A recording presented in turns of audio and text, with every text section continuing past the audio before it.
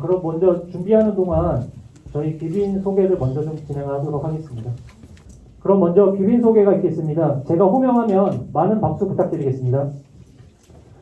먼저 김병욱 국회의원님 참석하셨습니다. 반갑습니다.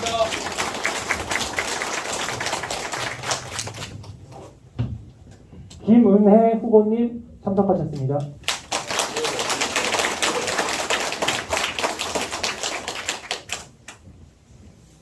조정식 시의원님 참석하셨습니다.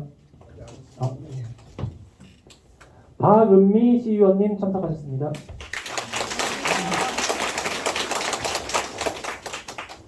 최종성 시의원님 참석하셨습니다. 반갑습니다. 혹시 서은경 시의원님, 네, 서은경 시의원님 참석하셨습니다.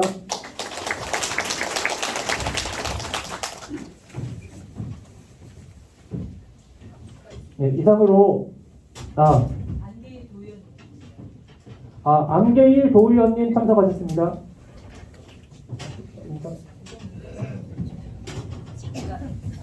네, 그럼 이따가 다시 한번 소개드리도록 하겠습니다. 그럼 다음으로 축사가 있겠습니다. 김병우 국회의원님 모시겠습니다.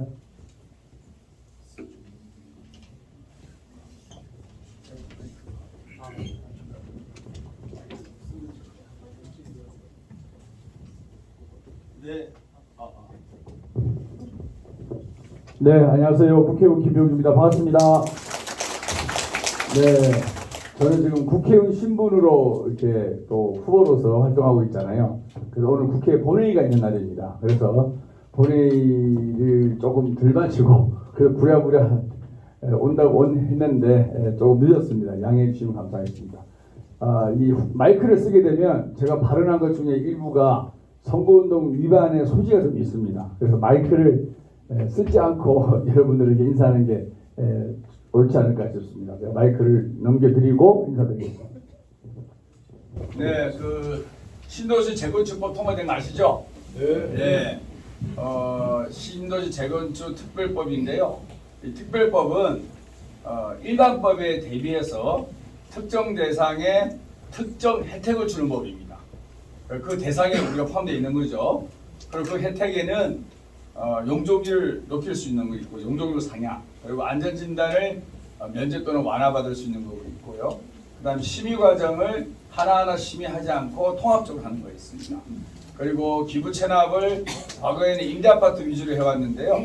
분양 아파트하고 생활형 SOC, 기반 시설 또는 현금으로도 가능합니다.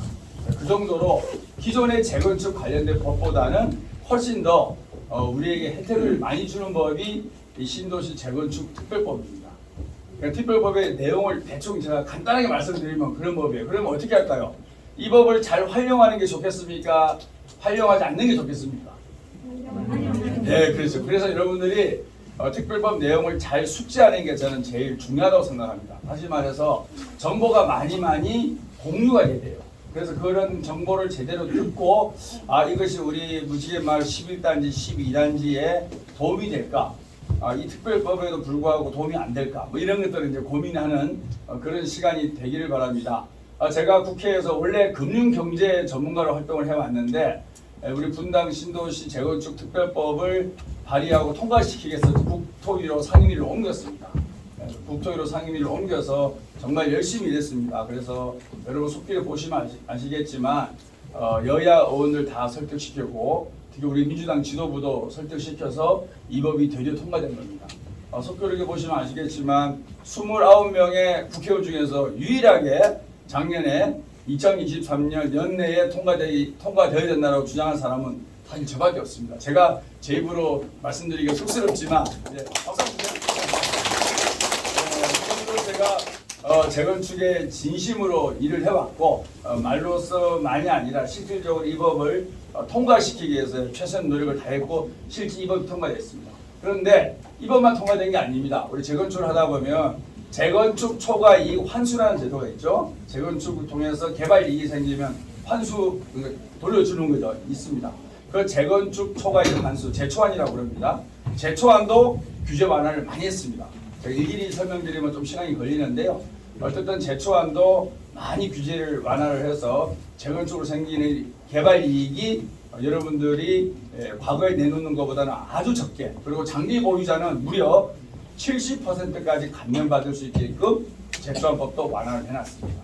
그리고 재건축을 하다 보면 또 걸림돌이 생기는 게 상가를 가진 사람들이 지분 쪼개기가 성행합니다. 그리고 그 사람들이 조합원의 권리를 요구해서 조합 집행부가 아주 어려워지는 그런 상황에 처하게 되는데, 그런 상가 쪼개기 예방 방지법도 작년에 통과시켰습니다. 그리고 이제 조합에 대한 불신이 상당히 많은데요. 조합이 해산되고 나서도 청산 과정을 제대로 이행하지 않고 청산 과정에서 조합원 간부들이 월급 또는 활동비를 받아가는 이런 나쁜 사례들이 많이 있습니다. 그런 것들도 이제는 못하게끔 법을 만들어놨습니다. 그리고 여기는 해당되지 않는데요. 중대형 평수들이 좀 세대상에 분리 1+1을 했을 때 세대상의 불이익을 받지 않도록 하는 법도 지금 발의가 된 상태고요. 다시 말해서 과거보다 재건축을 할 수 있는 법적, 제도적 환경은 많이 정비되어 있습니다. 대신에 고금리로 인해서 부동산 시장은 정체되어 있는 거죠. 그래서 이 모든 상황을 여러분들이 종합적으로 잘 보셔야 된다고 생각합니다. 저는 여러분들이 긍정적 시각으로 접근을 해주기를 희망하고 기대합니다. 어떻게 왜냐하면은 11단지, 12단지는 조금 평수가 적은 평수도 있고요. 특히 12단지는 이렇게 경사가 되어 있습니다. 토지를 이용함에 있어서 경사가 토지 이용하는데 상당히 유익한 측면이 많이 있습니다. 특히 분당의 신도시는 지하 공간을 전혀 활용하지 못하고 신도시를 만들었습니다. 지금은 지하 공간을 상당히 잘 활용하고 썬크식으로 개발을 한다 그러면 지하도 지상 못지않게 활용 가치가 높은 그런 토지입니다. 경사진 땅을 얼마나 잘 활용을 하냐에 따라서 특히 12단지 입장에서는 토시 활용도가 상당히 높아질 가능성이 큰 부지라는 생각을 말씀을 드리고 싶고요. 그리고 11단지, 12단지가 통합을 해야만 아까 말씀드린 그런 재건축에 있어서 인센티브가 부여되는 겁니다. 네, 나중에 질의응답 시간에도 말씀드릴 기회가 있겠는데요. 오늘 여러분들 많이 모여서 여러분들의 현재 조건에 있어서 우리가 불편한 점들을 재건축을 통해서 또 미래도시로 우리 분당 신도시가 나아가는 데 있어서 여러분의 삶의 조건도 개선되는 그런 좋은 계기가 되기를 희망합니다. 저도 좋은 얘기 잘 듣도록 하겠습니다. 감사합니다. 고맙습니다. 다음은 김은혜 후보님 모시겠습니다.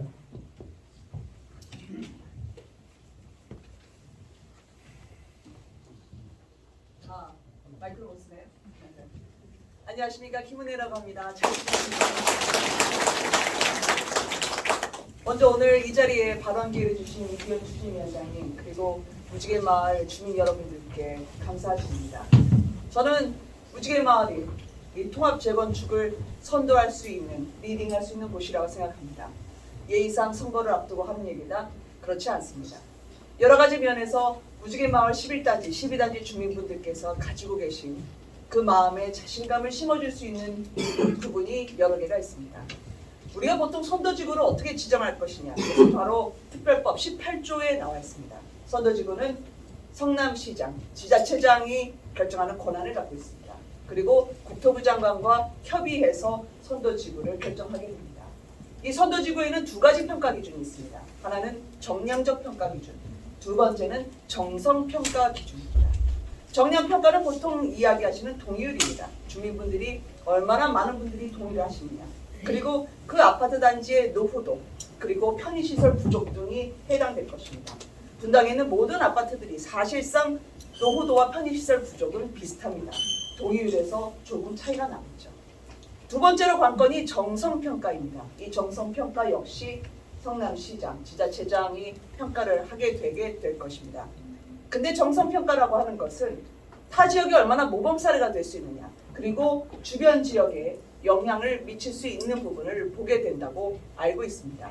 타 지역에 영향을 미치고 주변 지역에 모범이 된다고 한다면 저는 여기서 오리역 개발이 많은 주민분들에게 무지개 12단지를 보다 많은 시너지를 낼 수 있는 그런 재건축 단지로 탄생시킬 요건이 된다고 생각을 합니다. 우리가 하나로마트도 곧 내년에는 성남시가 되죠. 그리고 하수정말 처리장, 그리고 법조단지, 그리고 오리역까지의 개발을 한다면 여기서 재건축에서 충분한 시너지를 낼 수 있는 그런 영향력 있는 그런 단지로 탄생할 수 있다고 전문가들은 이야기를 하고 있습니다. 결국 이번 선도지구 지정에 있어서 윤석열 정부가 이번 정부 내에서 임기 내 착공을 이야기를 했기 때문에 관련 공무원들 입장에서는 반드시 의미 있는 단지에 지속적인 그리고 속도감 있는 착공을 원하게 될 것입니다. 그런 면에서 여기 계신 주민분들께서 오늘 역세권을 가진 오리역과 함께 보다 시너지가 날 수 있는 그런 재건축 단지면 강남을 넘어서 그리고 판교를 압도할 수 있는 그런 단지가 탄생될 수 있을 것이라는 자신감을 가질 것이라고 전문가들이 얘기하고 있습니다. 그런 면에서 저는 앞으로 11단지, 12단지 많은 주민분들께 의미 있는 설명회가 되기를 바라면서 주시는 많은 의견과 고견을 듣고 함께 여기 앞에 계신 국회의원 그리고 시도의원들 많이 활용하시기 바랍니다. 왜냐하면 지자체장에게 과연 정치인은 그럼 선도지구에서 뭘 할 수 있느냐라고 물어보시는데 선도지구의 국회 국토교통위원이라고 할 수 있는 건 없습니다. 다만 주민분들의 의견을 모아서 지자체장에게 설득하고 관철해내는 것이 정치인의 역할이기 때문에 여기는 앞에 있는 시의원들 그리고 국회의원 그리고 많은 정치인들을 활용하셔서 주민분들께 좋은 결과가 이어지는 설명회가 되기를 바랍니다. 저도 경청하고 듣겠습니다. 감사합니다.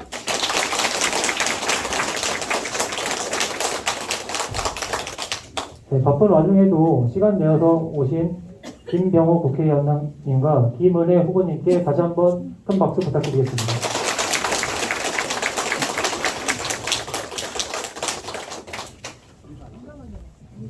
우선 정비사업에 관해서는 다음 발표에서 보다 자세하게 저희가 설명드릴 예정이고요. 저는 정비사업에 대해서 설명드리기에 앞서서 저희 11, 12단지의 현황과 현재 재건축이 어떻게 진행되고 있는지에 대해서 진행 상황에 대해 말씀드리도록 하겠습니다.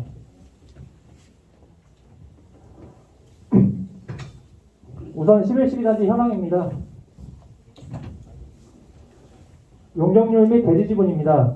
저희 11, 12단지는 11단지 용적률 167%, 평균 대지 지분 15.2평, 12단지의 경우 용적률 153%, 평균 대지 지분 14.2평으로 동일 평형 대비해서 굉장히 낮은 용적률과 높은 대지 지분을 보유하고 있어 높은 사업성을 가지고 있습니다. 다음은 세대 구성입니다. 11단지는 총 216세대 중 20평형이 108세대, 32평형이 108세대, 상가 3세대로 구성되어 있고요. 12단지의 경우 총 905세대 중 20평형 314세대, 24평형 591세대, 상가 3개 세대로 구성이 되어 있습니다. 이와 같이 저희 단지 같은 경우는 평형 구성이 굉장히 단순하고 상가 세대 수가 굉장히 적어서 다양한 평형과 상가 수가 많을 때 발생할 수 있는 분쟁 또한 굉장히 적을 것으로 판단됩니다. 또 기타 저희 11, 12단지 사이에는요. 이렇게 왕복 2차로의 소규모 도로가 있고 서쪽으로는 25m 이상의 중대형 도로 그리고 북동쪽으로는 구미 어린이공원, 구미 초등학교, 또 석촌공원이 위치하고 있습니다. 이 석촌공원을 대부분의 분들이 산지로 알고 계시는데요. 여기가 공원으로 필지상으로 공원으로 되어 있습니다. 두 번째는 간략하게 도시정비법과 신도시 특별법에 대해서 설명드리겠습니다. 현재까지 저희가 재건축을 하기 위해서는 기존의 도시정비법이라고 하죠. 이 법안에 의해서만 재건축이 가능했습니다. 근데 다들 아시다시피 작년 12월에 노후계획도시 정비에 관한 특별법, 일명 신도시 특별법이라고 하죠. 이 법안이 통과가 되면서 기존에 약 3에서 5년 정도가 소요가 되던 안전진단 자체가 이 변경된 특별법안에서는 완화 또는 면제가 되었습니다.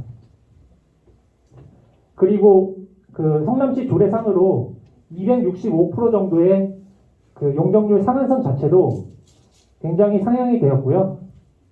또 기존의 건축계획 심의 자체가 특별법에서는 통합으로 해서 통합 시비로 바뀌면서 약 한 6개월 정도의 소요기간을 추가로 단축할 수 있게 되었습니다.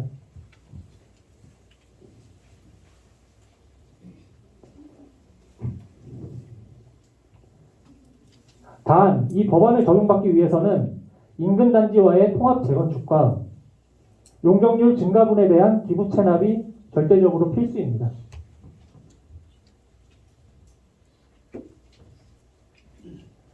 마지막으로 진행 상황입니다. 현재 특별법에서는 특별정비구역이 지정되기 위한 요건이 다음과 같이 4가지가 있는데요. 앞서 설명드렸다시피 저희 11-12단지 사이에는 왕복 2차로에 25m 이하의 도로가 위치하고 있고요. 좌측으로는 왕복 6차로에 25m 이상의 도로가 위치하고 있습니다. 여기서 지구지정의 요건, 25m 요건을 보시면은 현재 특별법상에서는 25m 이상의 도로는 이 좌측 도로죠. 도로는 제외를 하고 25m 이하의 도로로만 블록을 구성하게끔 되어 있습니다. 이에 저희 11-12단지는 통합안을 구성하게 되었고요. 현재 이 특별법을 적용받기 위해서는 이 블록별로의 통합이 필수인 상황입니다. 이에 저희 11-12단지는 작년이죠. 2023년도 국토부 성남시 마스터 플래너이신 김기용 박사님과 위와 같이 지속적으로 회의를 진행하였고요. 11-12단지 통합 방안을 구성하게 되었습니다. 그 외에 단지의 정비 방안을 마련하고 올해 5월에 있을 선도지구 선정을 위해서 월 1회 이상의 11-12단지 월간 공정회의를 진행하고 있고요. 또 각종 정비업계와의 지속적인 자문 및 회의를 진행하고 있습니다. 그 정비업계와 도시계획, 건축, 신탁 등의 업체와 진행을 하고 있습니다.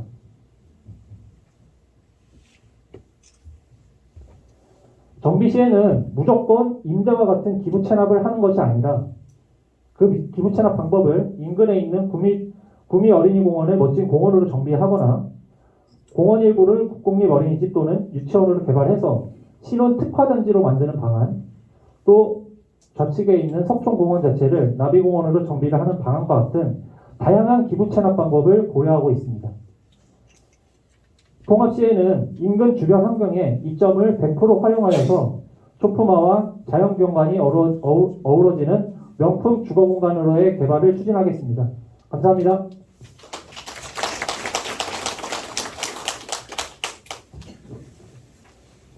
다음은 정비사업 전문관리 업계의 1위인 주성 CMC에서 재건축 사업 추진 절차의 이해란 주제로 발표를 해주시겠습니다. 많은 박수 부탁드리겠습니다.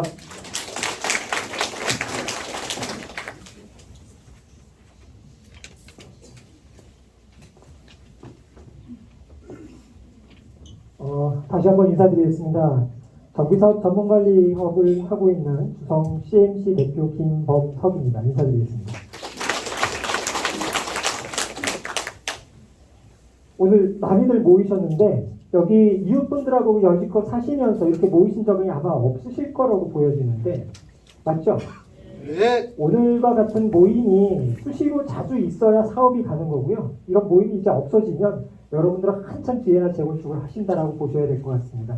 그런 의미에서 오늘 좀 뜻깊은 자리고 이왕 오신 김에 노후계획도시 특별법이랑 또 재건축을 진행하는 데 있어서 어떤 절차를 진행해야 되는 건지 이해를 돕고자 오늘 제가 준비를 했는데 제일 먼저 여러분들께 좀 당부드리고 싶은 말씀은 지금 여기 모이셔서 재건축과 관련된 얘기를 한다고 하니까 여기 준비하시는 준비위원님들한테 당장 뭘 물어보시냐면 언제 이주 나가요? 아니면 나 몇 평형 가요? 이것부터 물어보시는데 한참 뒤에 일어날 일이에요. 그러니까 여기 준비하시는 분들 힘들지 않게 절차를 좀 잘 이해해 주십사 하는 당부를 드립니다. 또 한 가지는 그 정비사업 전문관리업이라는 용역을 처음 들어보셨을 거예요. 재건축 사업이나 재개발 사업을 경험해 보신 분들은 그 용어에 대해서 생소하지 않으실 텐데 정비사업 전문관리업이라는 거는 국토교통부 장관이 여러분들의 그 재건축 절차나 재개발 절차를 진행함에 있어서 행정적인 서비스를 지원하라는 용역입니다. 다시 말씀드리면 여기 계신 분들 대부분 재건축 처음 하시죠? 또 여기 위원님들 준비하시는 분들조차도 재건축이라는 사업을 처음 하세요. 근데 워낙 장기간에 걸친 사업인데 많이들 들어보셨을 거예요. 재건축 사업하다가 뭔가 하나 실수해서 잘못하면 몇 년씩 기다려야 되는 시행착오가 발생이 됩니다. 그런 걸 방지하기 위해서 관련된 법령을 제대로 적용을 해서 시행착오 없도록 여러분들한테 행정적인 서비스를 지원해드리는 용역이다라고 이해를 해주시고요. 자, 준비된 내용을 하나씩 살펴보겠습니다. 지금 노후계획도시 정비법이 통과가 됐고 시행령까지 입법 예고가 되어 있습니다. 4월 27일부터는 본격적으로 이제 시행이 될 텐데 올해 12월 달까지를 놓고 보면 대략적으로 어떤 절차 진행하는지 볼게요. 특별법은 이미 공포되어 있고요. 4월 27일 날 시행할 예정입니다. 그리고 시행령도 역시 4월 27일까지 제정이 돼서 그 이후에 시행이 되는데 5월 달부터는 선도지구 지정 절차에 들어가요. 그래서 올해 안에 선도지구 지정 절차를 마치고 정비 지원 기구도 뭐 LH나 LX 그리고 허그, 부동산은 국토연구원 등을 통해서 여러분들이 재건축 사업을 하기 위한 그 관련된 내용들을 지원해주는 기구도 같이 발족을 할 예정입니다. 그리고 선도지구 지정에 있어서 아까도 여기 비린들께서 말씀을 하셨지만 4월 27일 이후에 시행이 된다고 해서 여러분들이 반드시 선도지구가 되느냐도 확실치가 않고요.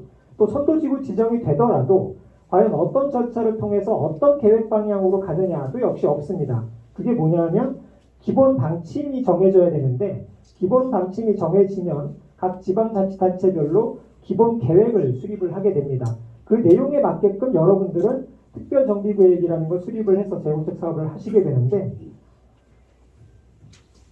특별정비계획 수립을 하게 되면 여러분들이 올해 안에 선도지구가 지정이 되셨어요. 그러면 내년부터 바로 재건축 사업을 하느냐? 그렇진 않습니다.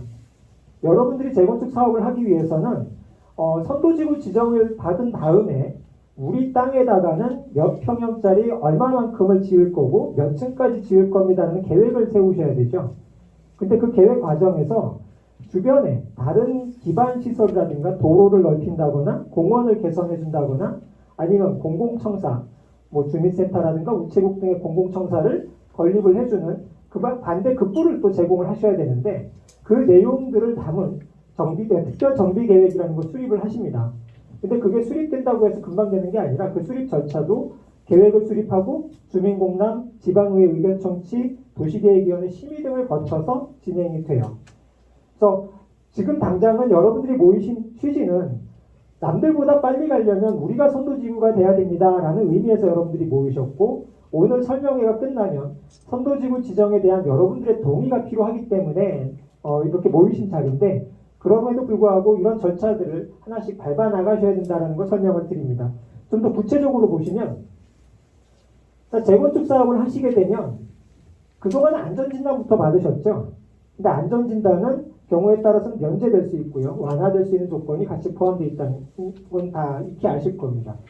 자, 특별정비구역이라는 걸 지정을 하시게 되면 추진위원회를 구성하고 조합을 설립하십니다. 그리고 조합이 되면 시공자 등을 선정해서 그 사업시행계획 인가라는 걸 받고 관리처분계획을 받고 2주에서 철거한 다음에 공사를 하고 조합이 해산을 하게 되죠. 자, 이런 절차를 거치는데 과연 그럼 얼마나 시간이 걸리느냐? 정비구역 지정하는데 통상 2년 반 정도 걸려왔습니다. 근데 그거를 특별법에서는 상당 기간 단축을 시킬 목표로 지금 진행이 되고 있는데 자, 그럼 그 다음에 추진위 구성을 하고 조합을 설립하고 시공자 선정하는 것도 각 단계별로 1년 반 내지 1년씩 걸려요. 또 시공사 끝나고 나면 사업시행계획 인가도 건축심의 등 각종 심의를 통과하고 사업시행계획 인가를 받는데도 역시 1.5년 정도가 소요가 됩니다.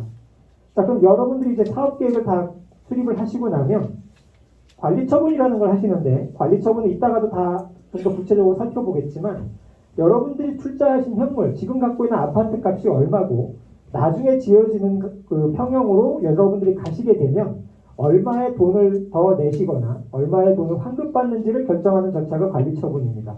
그래서 이 단계도 1년 정도 걸리고 2주하고 철거하는 데도 1년 걸립니다. 여러분들이 2주를 빨리 하셔야만 되는데 한 명이라도 2주를 안 하시면 철거 못합니다. 그리고 공사를 하는데 최근에 공사 기간이 자꾸 늘어나고 있어요. 뭐 여러분들 많이 들어보셨겠지만 타워 크레인 노조가 파업을 한다거나 하다못해 최근에는 콘크리트 타설하는 시간까지도 제한을 하고 있습니다. 그러다 보니까 공사 기간이 자꾸 늘어나고 있는 추세가 좀 안타깝긴 한데 이런 절차들을 다 거치고 나면 여러분들은 드디어 입주를 하시게 되는데 자 아까 말씀드렸죠. 여러분들 나 몇 평만 갈 수 있어 라는 얘기는 요 단계에서 결정이 돼요. 앞으로도 3, 4년 훨씬 더 후에나 여러분들이 그런 내용을 확인받으실 수 있으니까 그 단계가 진행될 때마다 또 여러분들한테 필요한 설문조사를 할 것이고 또 그 설문에 따른 여러분들의 추정된 분담금도 계속 공개가 됩니다. 그러니까 그런 걸 참고하셔서 각각의 동의 절차를 받으시면 됩니다.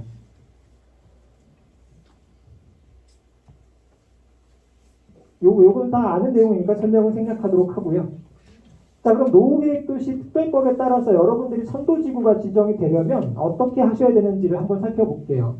특별정비구역의 지정 요건을 보면 일단 여러분들이 살고 계신 아파트 단지를 어떤 유형의 개발로 진행을 할 것인지를 결정하셔야 돼요. 보시면 주거단지형이 있어요. 이거는 실제 여러분들이 살고 계신 아파트와 동일한 성격의 아파트로 개발을 하겠다라는 주거단지형인데 지금 저희 그 무지개 11, 12단지 같은 경우는 주거단지형으로 개발 계획을 수립하심이 타당하다고 사료됩니다.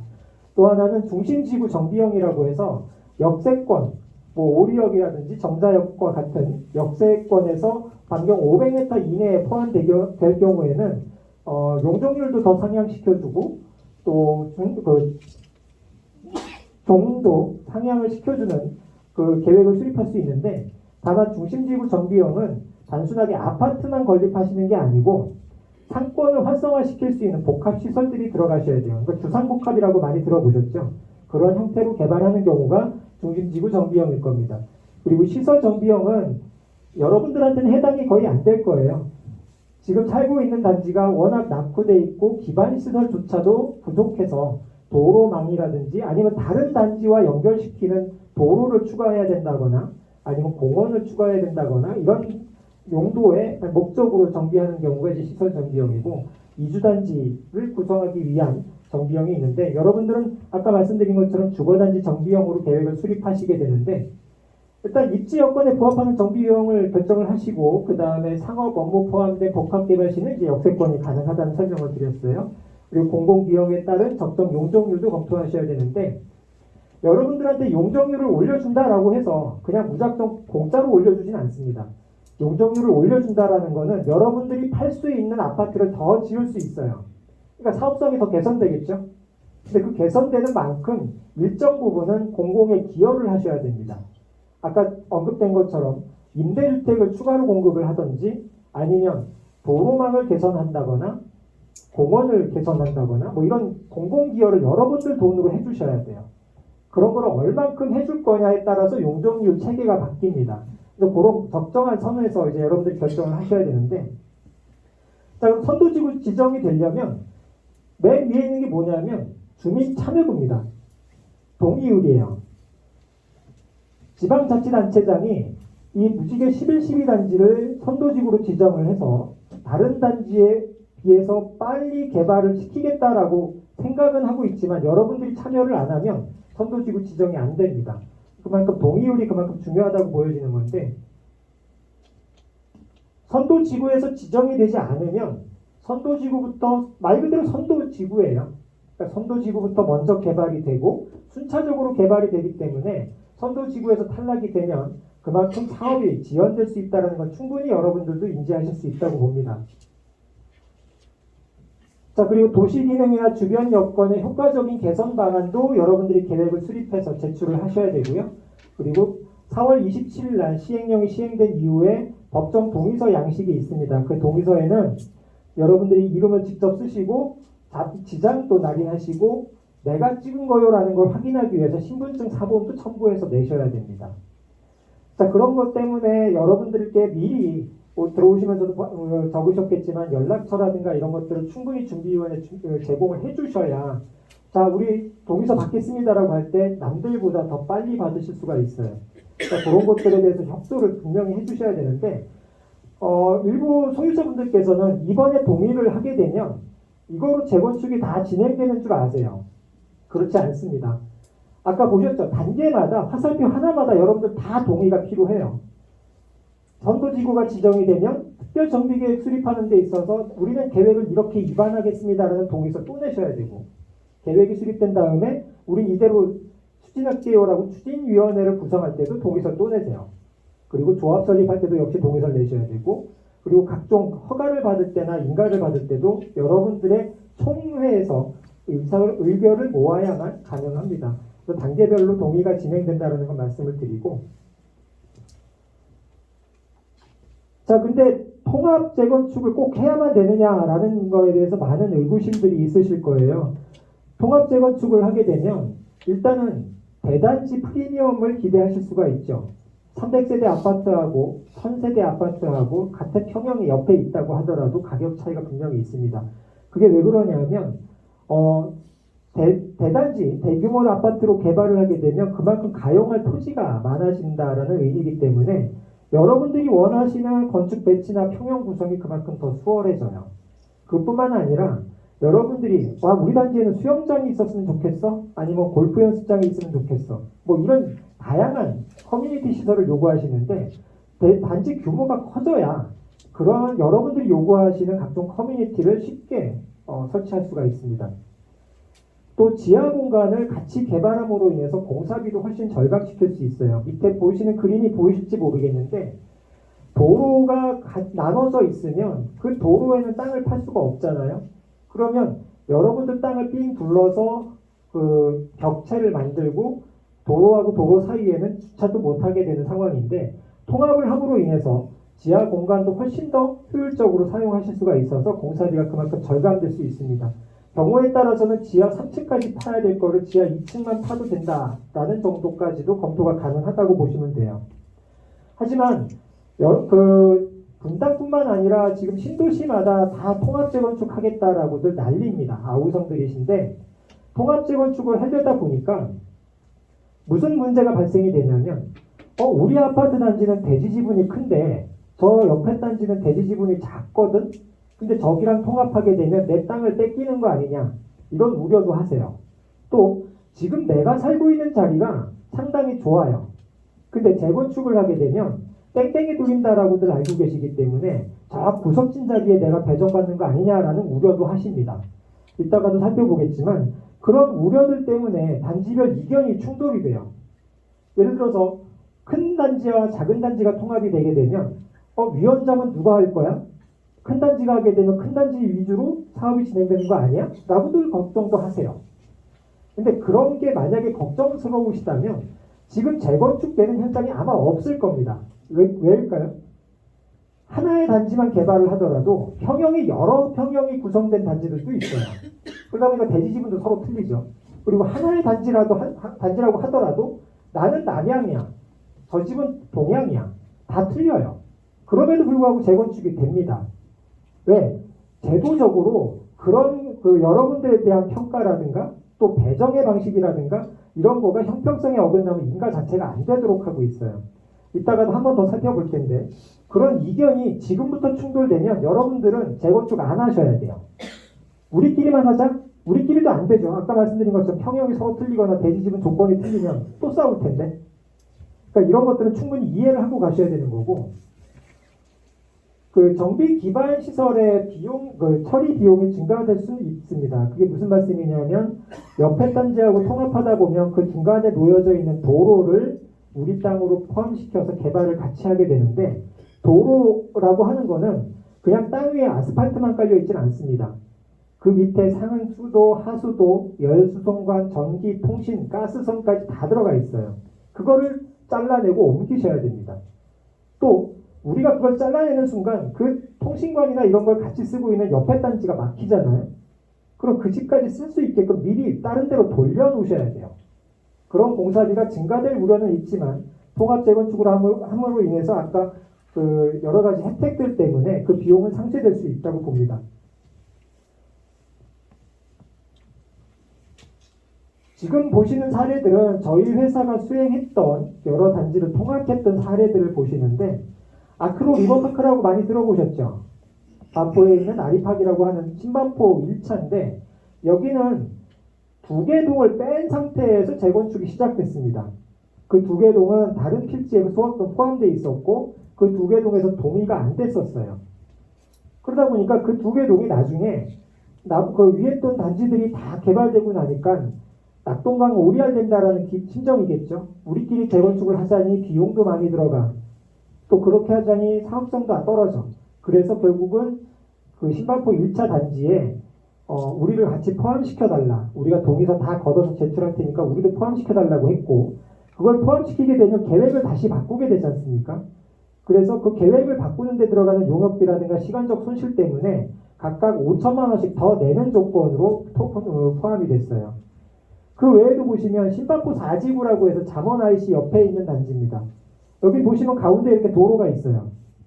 이 도로를 태도를 못 시키고 도로는 그대로 유지한 채 왼쪽에 있는 단지와 오른쪽에 있는 단지로 통합이 되어 있습니다. 여기는 전체 7개 단지를 통합한 현장인데 이렇게 되다 보니까 여기 사시는 분들은 이쪽으로 가기에 싫으세요.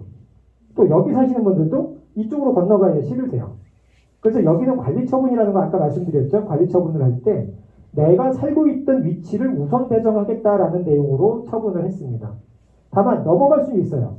대신에 넘어갔는데 난 34평 가고 싶은데 저쪽으로 넘어가다 보니까 저쪽에서도 34평을 다 갖고 계시잖아요. 그분들이 먼저 받고 남는 거에 대해서 넘어가신 분들이 배정받는 방식으로 처분이 됐습니다. 여러분들도 우려하시는 것도 이런 부분으로 다 처리가 돼요. 그리고 여기 보시는 거는 압구정 3구역입니다. 압구정 그 구역은 특별계획구역으로 총 6개의 블럭으로 나눠져 있는데 한 개 단지만 잡지는 않았습니다. 여기가 진짜 말 그대로 통합 재건축 단지로 이미 지정이 돼서 개발 계획이 수립되고 있어요. 여기는 총 16개 단지입니다. 16개 단지가 통합을 해서 하고 있는데 뭐 대형 평형이 있는 단지도 있고 소형 평형만 있는 단지도 있어요. 근데 여기 맨 위에 보시는 압구정 2단지가 한강변을 바라보고 있어서 그동안 동의가 안 됐었습니다. 왜? 여기는 한강 보고 있었는데 재건축하면 내가 이쪽으로 올 수 있잖아. 그래서 재건축을 동의를 안 했었어요. 근데 여기도 역시 지금 아직까지는 조합 단계에서 사업시행계획인가나 이런 절차는 아직 진행되고 있지 않지만 묵시적으로 어떤 합의가 있었냐면 기존의 위치에서 우선 배정하겠다라는 합의가 있어서 같이 동의가 돼서 진행하고 있습니다. 물론 여기 계신 분들도 한강변이 보이는 쪽으로 갈 수 있죠. 여러분들이 지금 200%의 용적률을 갖고 있다는 예를 들어서 200세대의 아파트에 살고 계신다면 앞으로 재건축을 하게 되면 300세대 아파트로 바뀝니다. 그만큼 여러분들이 선택할 물량이 늘어나요. 그래서 기존의 200세대는 그 자리에 넣더라도 100세대가 남기 때문에 여기 계신 분이 이쪽으로 갈 수 있어요. 대신 한강변이 보니까 비싸겠죠. 그럼 비싼 만큼 돈을 더 내시면 돼요. 아니 그렇지 않고 한강변을 바라보고 있는데 나 어지러지해서 못 살겠어. 그럼 이쪽으로 오시면 돼요. 대신 값이 떨어지겠죠. 그럼 나 돈을 덜 내면 돼요. 그렇게 계산이 돼서 여러분들한테 다 처분이 됩니다. 그래서 관리처분이라는 거를 뭐 정의까지 이렇게 여러분들에게 설명드리면 너무 복잡한 내용일 텐데 일단 여기서 제가 설명드리고자 하는 것은 뭐냐면 관리처분이라는 거는 여러분들이 지금 가지고 계신 주택이 있습니다. 집 건물하고 땅이 있으시죠. 건물과 땅을 돈으로 바꿔드려요. 1층에 사는 사람, 15층에 사는 사람, 20층에 사는 사람 다 돈이 틀릴 거죠. 대지지구는 똑같더라도. 평형에 따라서 다 돈이 틀립니다. 그거를 여러분들한테 1층 사는 사람은 1,000만 원, 15층 사는 사람은 1,200만 원 이런 식으로 값을 매겨서 여러분들한테 통지를 해드려요. 그러면 여러분들이 그걸 이제 돈으로 받으셨기 때문에 그 건물은 부셔질 겁니다. 다 멸실을 하고 나면 새로 신축되는 아파트, 아직 건물은 서 있지 않지만 나는 34평짜리 15층으로 갈 거야 라고 하면 그 값이 매겨져야 돼요. 그 값도 매겨서 여러분들이 받으신 가격하고 환산을 합니다. 그래서 내가 더 비싼 집에 가게 되면 돈을 더 내시는 거고 내가 더 싼 집으로 가게 되면 돈을 더 받으시는 거죠. 그렇게 결정을 하는 과정이 관리처분이라고 보시면 되는데 여기서 관리처분할 때 여러분들이 제일 궁금하시는 게 대지지분 차이. 아까 말씀드렸죠. 나 대지지분이 큰데 저 작은 대지지분 아파트랑 같이 재건축하면 내 땅 뺏기는 거 아니냐. 뺏길까요? 안 뺏겨요. 여러분들 돈으로 다 이미 드렸어. 그죠? 돈을 더 많이 받으셨기 때문에 앞으로 가는 데 있어서 더 많은 혜택이 있겠죠. 그래서 돈으로 다 환산이 된다는 걸 이해해 주시면 고맙겠고 또 기존 이치에 우선해서 배정할 거냐. 그건 분명히 아까 사례를 통해서도 말씀을 드렸습니다. 여러분들이 우리 다 섞어서 갑시다라고 하면 섞어서 가는 거고요. 우리 각각 살던 자리에서 갑시다라고 하면 각각 살던 자리에서 가시면 돼요. 또 거기에 뭐가 있냐면 나는 제일 높은 층에 살았는데 재건축해서 나 1층 가기 싫어. 아니면 나 그동안 1층 살았는데 나 또 1층 가라고? 이런 층에 대한 불만도 상당히 많으십니다. 그런 것들도 다 처분이 돼요. 왜? 돈으로 다 환산받았는데 나는 25층 가고 싶어. 근데 25층 가는 사람들이 여러 명이 있으면 그거는 종전에 이미 평가받은 금액이 높은 순서로 갑니다. 거기서 밀린 사람은 다른 평형으로 가시거나 다른 층으로 가시면 돼요. 아니면 구분을 할 수도 있어요. 기존에 높은 사람들은 높은 층 우선, 낮은 층 사는 사람들은 낮은 층 우선, 이렇게 배정도 합니다. 여러분들 강변에 있는 첼리투스라는 것도 좀 많이 들어보셨을 텐데, 첼리투스라는 아파트는 기존에 살고 있던 아파트의 평형, 층수, 조망 이거를 10개 등급으로 나눴습니다. 그리고 신축되는 아파트 역시도 10개 등급으로 나눠서 각각 같은 등급에서만 배정을 했어요. 여러분들이 의사결정만 정해주시면 그대로 처분은 됩니다. 그게 특별히 누구에게만 혜택을 주는 처분은 절대 불가능하겠죠. 그래서 공통적으로 다 여러분들이 형평성에 어긋나지 않게끔 처분할 수 있는 방법은 다 법적으로 보장되어 있다는 걸 말씀을 드리는 겁니다.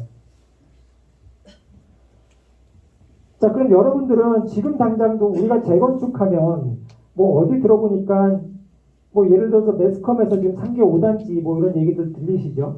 내가 기존에 갖고 있던 아파트가 3억인데 나보고 5억 더 내란다. 이런 얘기들 많이 들으실 거예요. 그럼 나는 여기서 재건축하게 되면 얼마를 돈을 더 내야지 내가 같은 평형이든 더 넓은 평형이든 갈 수 있느냐, 이게 궁금하실 텐데, 상계 5단지 같은 경우는 좀 특수한 상황입니다. 거기는 이미 11평짜리 아파트 가지신 분들이 다 34평 가기로 하셨어요. 그러니까 3배가 넓은 평형으로 가시니까 좀 더 내는 건 당연하죠. 그러니까 그런 개념에서 보시지 말고, 자, 여러분들께 이제 사업성에 대한 내용을 단계별로 말씀을 드릴 텐데, 앞으로는 여기 보시는 비례율이라는 얘기를 많이 들으실 겁니다. 비례율이라고 하는 거는 여러분들이 각각 출자하신 재산이 같은 평형이라도 층수나 향에 따라서 다 틀립니다. 그러면 벌어들이는 돈은 딱 고정돼 있죠. 그럼 이거를 어떻게 나눠줄까요? 나이든 순서로 나눠줄 수도 없고 가위바위보에서 나눠줄 수도 없어요. 그래서 기존에 갖고 있던 내 재산 가치만큼 손실을 부담하든가 이익을 배분받습니다. 그 배분받는 비율을 정하는 게 비례율이에요.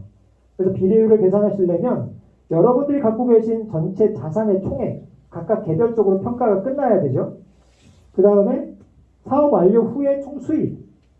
이거는 사업 계획이 나와봐야 알죠. 여러분들이 몇 평짜리 몇 세대를 지을지 아직 모르시잖아요. 그게 나와봐야 알아요. 그리고 공사비, 아니면 다른 사업비들, 각종 용역비라든가 세금 등이 포함된 사업비를 아셔야 되는데, 지금 공사비 뭐 천정부지로 올라간다고는 하지만 현재 여러분들이 몇 세대를 지을지도 모르는데 공사비가 나올 수가 없어요. 그래서 결론적으로 지금 여러분들한테 비례율이 얼마입니다. 그래서 분담금이 얼마입니다라고 얘기하는 거는 다 공연불입니다. 이게 확인이 안 되는데 어떻게 돈을 계산해서 말씀을 드리겠어요. 자, 그러면 언제쯤 여러분들이 확인을 할 수 있냐면, 자, 처음에 정비계획이라는 걸 수립을 하시겠죠. 아까 말씀드린 것처럼 여러분들이 선도지구 지정이 된 다음에 특별 정비계획이라는 걸 수립합니다. 그러면 거기에서 여러분들이 찾아먹을 수 있는 최대 범위가 나와요. 용적률을 350%까지 받을 건지 400%까지 받을 건지. 그리고 그걸 받기 위해서 여러분들 돈으로 내셔야 되는 공공기여가 나옵니다. 우리는 공원을 조성하기로 했어. 우리 도로를 한 차선 더 내기로 했어. 이게 결정이 돼요. 그러니까 여러분들이 사업할 수 있는 땅이 결정되는 겁니다.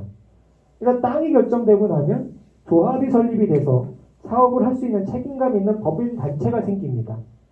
여러분들, 제가 여기서 여러분들한테 뭐 몇 평에서 몇 평을 가시면 뭐 한 2억 더 내시면 돼요 라고 얘기하는 거를 믿으시겠어요? 제가 사기꾼인지도 모르잖아. 그래서 조합이라는 걸 설립을 해서 법인 단체가 여러분들한테 그걸 통제하라고 되어 있습니다. 그 다음에 시공사를 뽑아요. 그때 시공사 뽑으면 공사비가 결정이 되죠. 가장 큰 사업비이기 때문에 공사비가 결정되면 여러분들이 대략적으로 투입해야 되는 비용이 나오게 됩니다. 그리고 사업시행계획 인가로서 여러분들이 건축 허가행위입니다. 그래서 여러분들이 지을 수 있는 아파트를 몇 평형, 몇 세대, 몇 층짜리 지을지가 이때 결정이 돼요.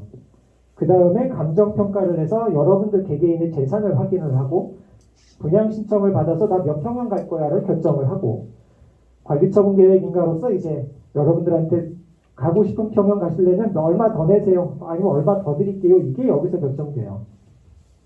이런 절차를 거치게 되는데 자, 다만 법에서 여기 정비계획을 수립할 때 여러분들한테 개략적으로 추정해서 알려드리라고 명시되어 있습니다.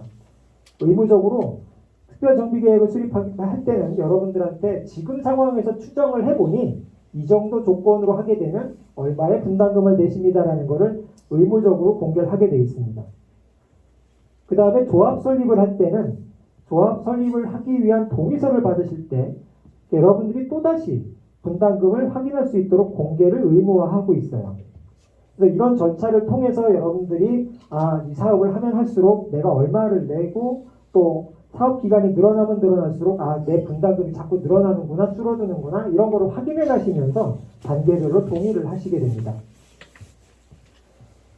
그리고 사업시행계획 인가 그리고 관리처분 분양 신청할 때 다 여러분들한테 그때 당시에 추정되는 분담금을 그때그때 다 공개하라고 되어 있으니까 지금부터 너무 앞서서 준비위원님들한테 나 몇 평형 가는지 알려주지 않으면 난 동의 못해.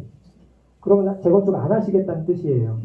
그죠? 이렇게 진행이 되게끔 여러분들이 동의를 그때그때 해주셔야 그때마다 여러분들이 확인할 수 있는 정보가 공개가 된다는 겁니다.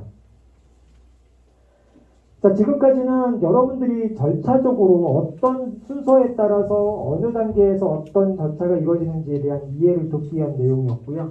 아까 좀 전에 제가 말씀 중에도 언급이 되어 있지만 정비회사라는 업체가 즉 여러분들 앞에 처음 인사드리면서 이런 절차로 가셔야 됩니다. 몇 년이 걸릴 겁니다. 이런 얘기를 함부로 하고 있는데 그 업체가 과연 믿을만한 회사에서 얘기를 하는 거냐라고 여러분들이 아셔야 제가 지금 설명드리는 게 좀 이해가 되실 거 아닙니까?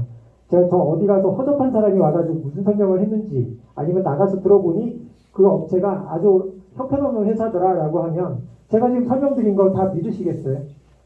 저희 회사는 재건축, 재개발 분야에서는 가장 오래된 회사에 속합니다. 대한민국에 전부 300여 개 회사가 있어요. 서울에만 160여 개 회사가 있는데 그 회사들도 각자 다 내가 1위요, 내가 1등이요 라는 얘기를 광고합니다. 하지만 저희가 1등입니다라고 여기 써놓은 거는 이 사업을 처음부터 끝까지 제일 많이 해봤어요. 준공인가 실적이 타 업체에 비해서 가장 많습니다.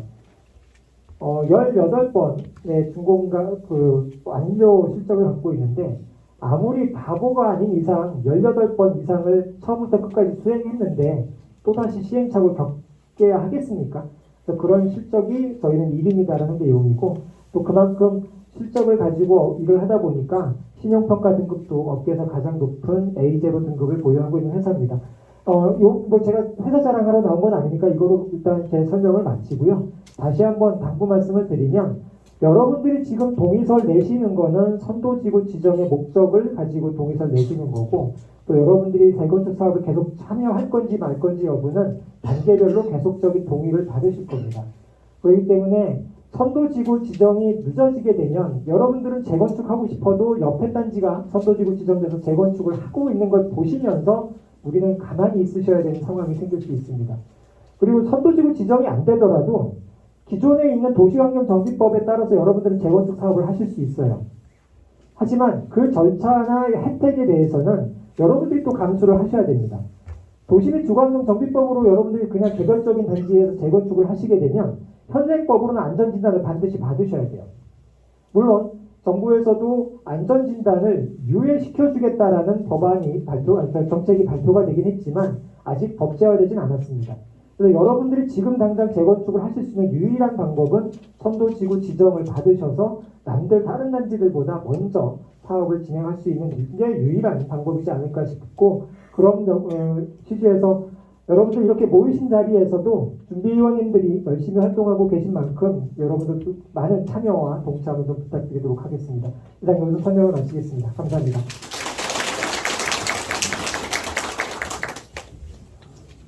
예, 오늘 발표를 위해 한 3개월 전부터 고생해주신 규성 CMC의 김범석 대표이사님께 다시 한번 많은 박수 부탁드리겠습니다.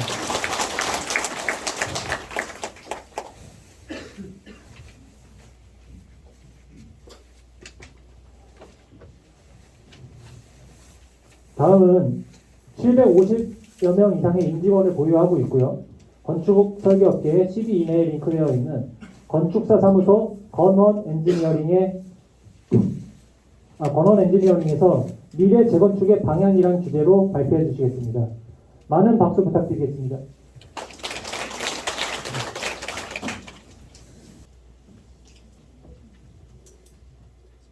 네, 방금 소개받은 근원건축의 손상인 상무입니다. 소유자 여러분 반갑습니다. 제가 오늘 설명드릴 것은 우리 아직 뭐 법 개정도 있고 조례 개정도 남아 있습니다. 그래서 지금 11단지, 12단지 통합단지가 우리가 사업 파이 우리 용적지대가 하는데 그게 정해지지를 않았습니다.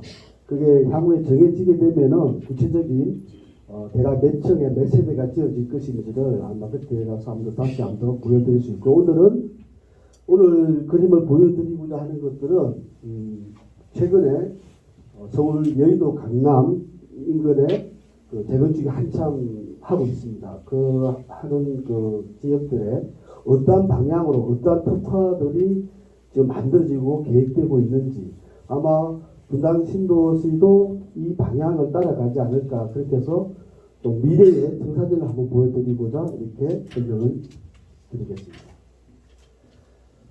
이런 시간이 많이 지나서 조금 생략하고요. 바로 좀 들어가겠습니다.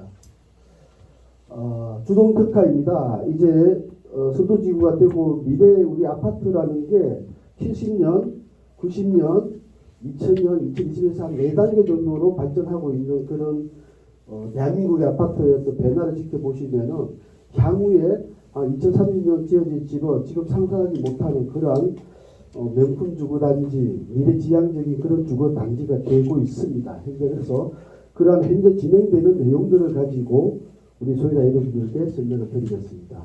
일단 먼저 주동의 변화를 보시면은 지금까지 살아왔던 아파트의 모양은 아마 미래에는 좀 보기 어려울 듯 합니다. 일단 높이가 15층이지만 지금 압구정이나 여의도 같은 경우에 약 70층 이상을 상회하는 그런 계획안을 가지고 있습니다. 물론 그런 부분들도 국가의 정부의 인허가를 다 통과해야 되겠지만은 상당히 하이라이팅으로 올라가고 있는 게 추세입니다. 그래서 우리 분당 신도시도 아마 이런 추세로 따라갈 것이라고 저는 믿어 의심치 않습니다. 단위세대라는 걸 보시면은 지금까지 남향으로 정남향 판상행이라는 타입들이 이제는 많이 없어지고 있습니다. 조망우성으로 가는 게 지금의 미래 추세라고 저는 설계자 한 사람으로서 지금 경험을 하고 있습니다. 이런 현재 형태들이 현실화되고 있습니다. 여의도라든지 압구정, 반포 이렇게 지금 현재 계획되어지고 있고 곧 신축이 될 것으로 보고 있습니다. 단위 세대 변화들을 보시면은요, 실제 이런 뭐 갤러리 아트홀이라는 간접 조명, 뭐 우물천장 이런 것들이 현재 지금 계획 도입되고 있습니다. 이게 현실입니다. 미래 이거보다 더 화려한 어떤 주거의 내부의 컨셉이 생길 거라고 자부합니다. 히든 알파 공간, 키친, 발코니, 스위트, 뭐 전부 여러 가지가 현재 진행되고 있습니다. 첫 번째, 이게 이제 222제곱미터입니다. 펜트하우스 타입인데요. 자세히 보시면은 우리 지금 단위 세대 집 거실 앞에 테라스, 발코니 테라스가 들어옵니다. 이런 것들이 높이도 물론 70층이면은 뭐 한 300m 정도까지 올라가거든요. 물론 모든 층이 70층이 간다는 소리는 아닙니다. 일부는 15층도 있고 35층도 있고 뭐 45층, 70층 수가 70층을 상회할 것으로 보고 있습니다. 다른 타입들이 이 청구를 한번 보시면은요. 지금 저희가 누리고 있는 청구가 대략 한 우리 반자 실링이라고 하는데 한 2.2m, 2.3m 정도일 것입니다. 지금은 3m가 넘었습니다.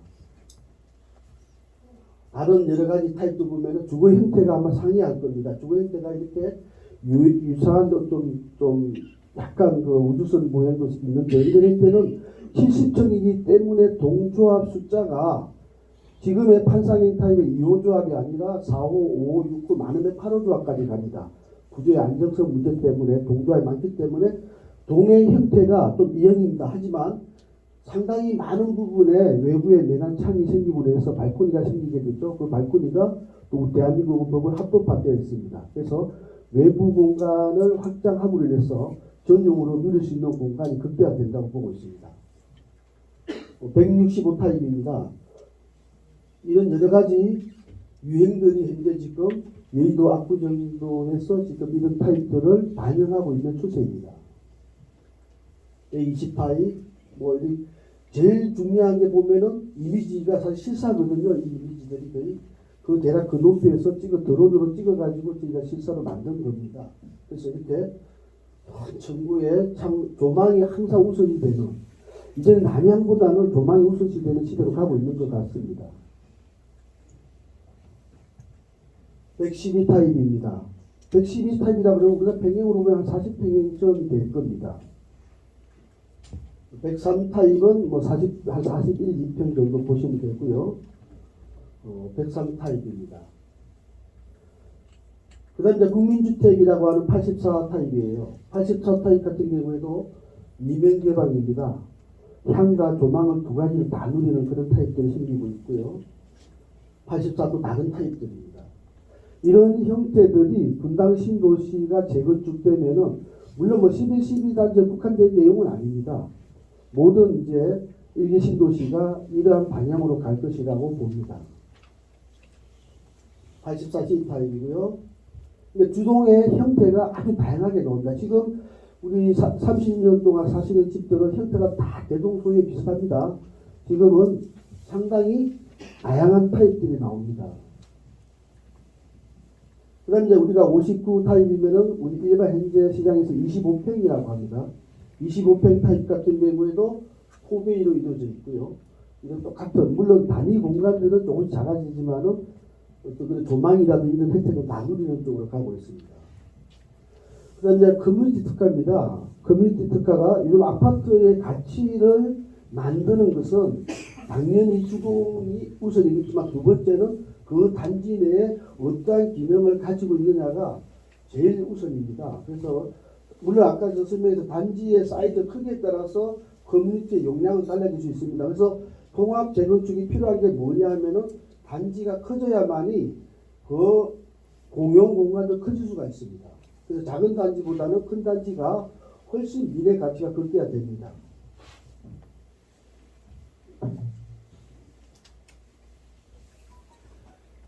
스카이 라운지, 스카이 브릿지 많이 들어보셨죠? 이게 이제 꿈이 아니라고 저는 보고 있고요.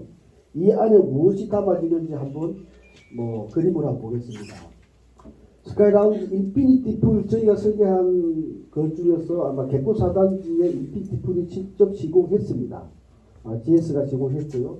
이 호텔에서 누릴 수 있는 이 인피니티 풀이 직접 시공이 되어 사례가 있습니다. 그리고 다양한 스카이 갤러리라든지 이런 게스트 스윗, 프라이스 핏 이런 모든 부분들이 하늘에서 누릴 수 있는 공간이 지금의 트렌드라고 보여집니다. 라이프 스타일 존이라든지 다이닝 파빌리온, 와인 이런 것들이 좀 현재 압구정 여의도에서는 도입이 되고 있습니다. 아마 우리 11, 12단지도 이거보다도 더 새로운 아이템이 아마 저는 반영이 될 거라고 보고 있습니다. 다양한 기능들, 소극장 같은 것도 들어오게 되고요. 동호회실도 들어오게 되고요. 물론 또 우리 주거에서 커뮤니티가 변화되면은 그 변화되는 기능들, 저희가 이 커뮤니티의 벤치마킹은 저희 나라에 국한되어 있지 않습니다. 지금의 중동이라든지 미국이라든지 유럽 이런 쪽에 유행하는 트렌드를 저희가 벤치마킹합니다. 제가 벤치마킹 하는 게 아니라 우리 국민들이 아마 벤치마킹 원해서 이렇게 도입되는 거라고 봅니다. 라운지도 여러 가지 맹상 이런 여러 가지 기능들이 새롭게 예전에 요가 맹상실 이런 것들은 사실은 최근 트렌드이거든요. 최근 트렌드들이 지금 시시각각 반영되고 있습니다. 피트니스, 골프 연습장은 이 당연한 거겠죠. 그다음에 실내 수영장, 물론 실내 수영장이 국제 수영장만큼 사이즈는 안 됩니다. 스파이 기능에서 대략 그래도 한 20m, 30m 정도의 기능들이 들어옵니다. 멀티코트도 들어오게 되고. 그 다음에 키즈, 에듀존, 실버존 다양한 계층들이 누릴 수 있는 그런 공간들도 아주 기능들이 세분화됩니다. 북라운지 뭐 이런 게 카페 이런 것도 되고 이런 카페 같은 경우는 기능이 조식이라든지 요즘 뭐 사실 집안에서 좀 조리를 잘 많이 안 하시잖아요. 그래서 이거와 우리가 뭐 마켓편이라든지 여러 가지 쿠팡의 어떤 식재료 이런 것들 연계되어 가지고 현재 그러한 프로그램들도 나오고 있습니다. 공용 공간 특화 말씀드리겠습니다. 아파트 들어갈 때 사실 상당히 뭐 30년 전 아파트 출입구가 협소하죠. 이제는 5성급 호텔을 누릴 수 있는 그런 로비 이런 부분들이 생깁니다. 그래서 상당히 이게 호텔인지 집인지 구분이 안 할 만큼 어떤 5성급 호텔과 주거단지가 구분이 안 됩니다. 오히려 명품 아파트 주거단지는 호텔급 이상을 넘어서고 있습니다. 이게 이제 인포메이션입니다. 그리고 이제 뭐 클럽 라운지 같은 것도 있고요. 이게 이제 우리 호텔 들어가면은 주차 파킹하면서 안내받지 않습니까? 이런 것들도 지금 도입이 되고 있습니다.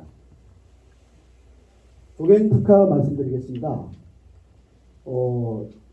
이제 한 달 뒤면은 뭐 꽃이 피겠죠. 야경, 경관 이런 것들도 단지 내 충분히 반영이 되고요. 그다음에 수공간, 이 수공간이 열심해상도 방지되고 친환경 하나의 모티브입니다. 그다음에 미스터 드림 가든이라고 해가지고 상당히 분수, 어떤 리듬 있는 분수 같은 것도 도입이 되고 있습니다. 상업시설 특화입니다. 우리가 상권 활성화를 위해서인데 지금은 우리 11, 12단지가 상당히 조금은 그런 부분이 상권이 활성화, 제가 오늘 한 바퀴 둘러봤는데 활성화가 되어 있지 않더라고요. 근데 미래의 주거단지는 세대수가 그만큼 늘어나고 사람 숫자가 늘어나지 않습니까? 이 상권 특화가 또 단지의 퀄리티를 올리는 하나의 중요한 요소입니다. 한번 디자인을 한번 보시면은 지금의 그냥 일반적인 건물이 아니라 상가 위에 보행로가 있습니다. 1.5 상가이고 이 디자인이 우리의 단지의 가치를 올리는 이런 것들이 현재 시행되고 있습니다. 1, 2층 상가, 상가 옥상은 조경, 그 다음에 그 위에부터 주동 이런 것들이 우리 미래의 주거가 되는 걸로 보고 있고요. 이런 어떤 그랜드 플라자, 이 그랜드 플라자라는 게 사실은 소규모 단지에서는 상상할 수 없는 거거든요. 그래서 우리가 선도지구가 되면서 통합단지가 가야 된다라는 그런 필요성을 이런 거 규모적인 면에서는 정말 필수적이지 않은가 그렇게 생각이 듭니다. 기술 특화, 마지막 기술 특화입니다. 청구 아까 말씀드린 것처럼 지금의 청구가 우리가 이제 청구라고 하면은 구조적인 청구가 있고요.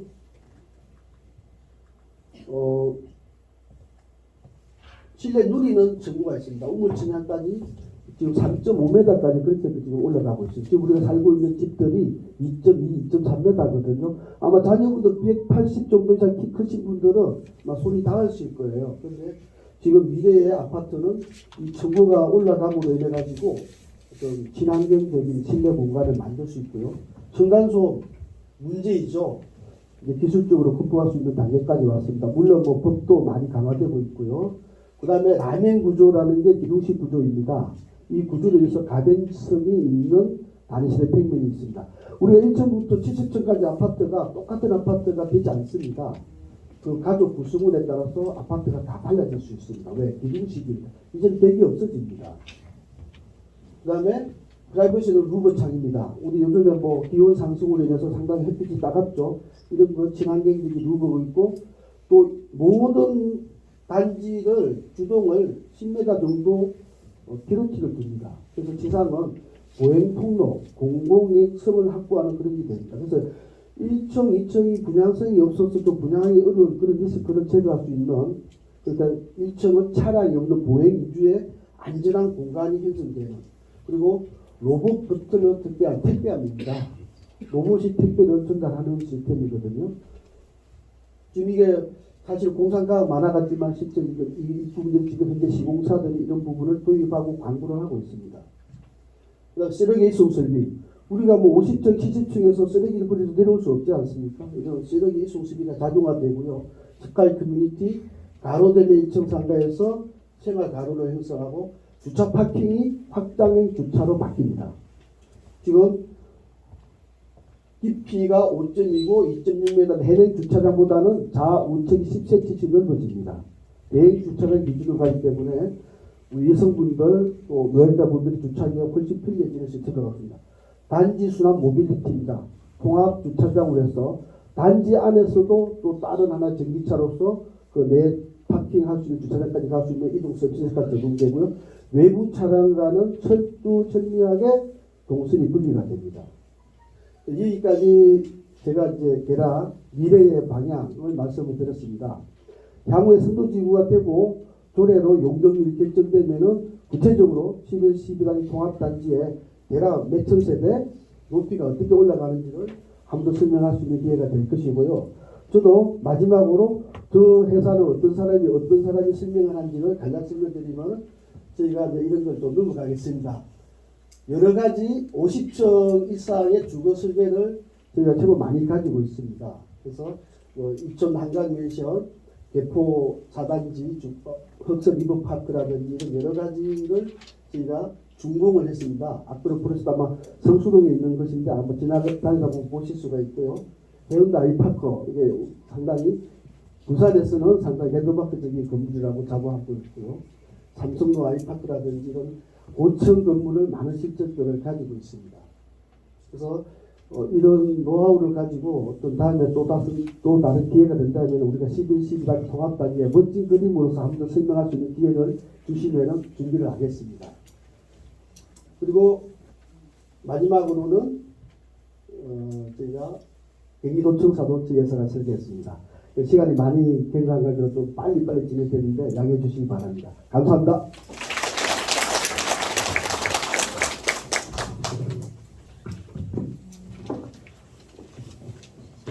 네, 발표를 위해 고생해주신 건원 엔지니어링의 손쌍인 상무님께 다시 한번 많은 박수 부탁드리겠습니다. 이상으로 1부 설명회를 마치겠습니다. 현재 선거 기간인 관계로 후보님들과 2부 진행자이신 국토부 마스터 플래너 김기용 박사님께서 한자리에 계실 수가 없습니다. 따라서 부득이하게 1, 2부로 나눈 점 양해 말씀드리겠습니다. 곧이어 국토부통부 성남시 마스터 플래너 김기용 박사님께서 2부를 진행할 예정이니까요. 소유자분들께서는 계속해서 자리에 착석 부탁드리겠습니다. 오늘 바쁜 시간 내어 참석해주신 국회의원님, 그리고 후보님, 시의원님, 그리고 주성 CMC의 김범석 대표님, 관심사 사무소 권한 엔지니어님의 송장인 상무님께 다시 한번 큰 박수 부탁드리겠습니다.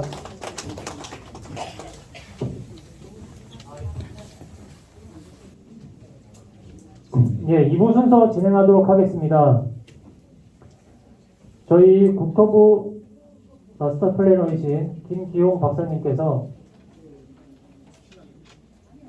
입장해 주시겠습니다. 많은 박수 부탁드리겠습니다.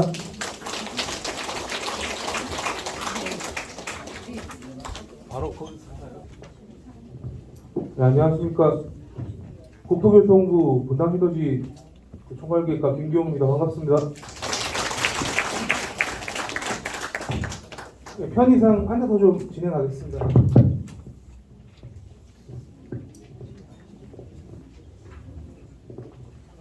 네, 지금 이제 그 총선 60일 전부터 이렇게 좀 그 공무원들이 좀 하지 말아야 될 그런 것들에 대해서 저도 좀 약간 그런 규정을 좀 적용받고 있어가지고요.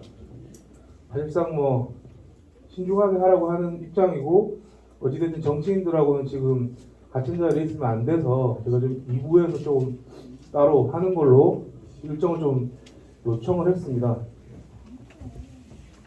앞에서 이제 뭐 민간업체들에서 좋은 얘기도 많이 해주셨을 텐데 일단은 제가 그 작년에 주민간담회를 한 100회 정도 하고 올해도 뭐 지금 20회 정도 더 했는데 결국에는 이제 궁금하신 게 많으시죠. 그리고 이제 그 주민간담회든 여기 이제 재건축을 준비하시는 분들께서 또 주민분들한테 설명을 드려도 또 그런 부분에 대해서 100% 신뢰를 못 하시는 경우도 굉장히 많고 해가지고 일단 이제 제가 Q&A를 좀 해드리는 게 사실상 뭐 주민간담회에서 가장 이제 주민분들에도 만족도가 있으신 이제 그런 그 상황이라서 제가 이제 Q&A 위주로 말씀을 드릴 거고 일단은 지금 진행되고 있는 상황들에 대해서 간단히 좀 말씀드리고 Q&A를 받도록 하겠습니다.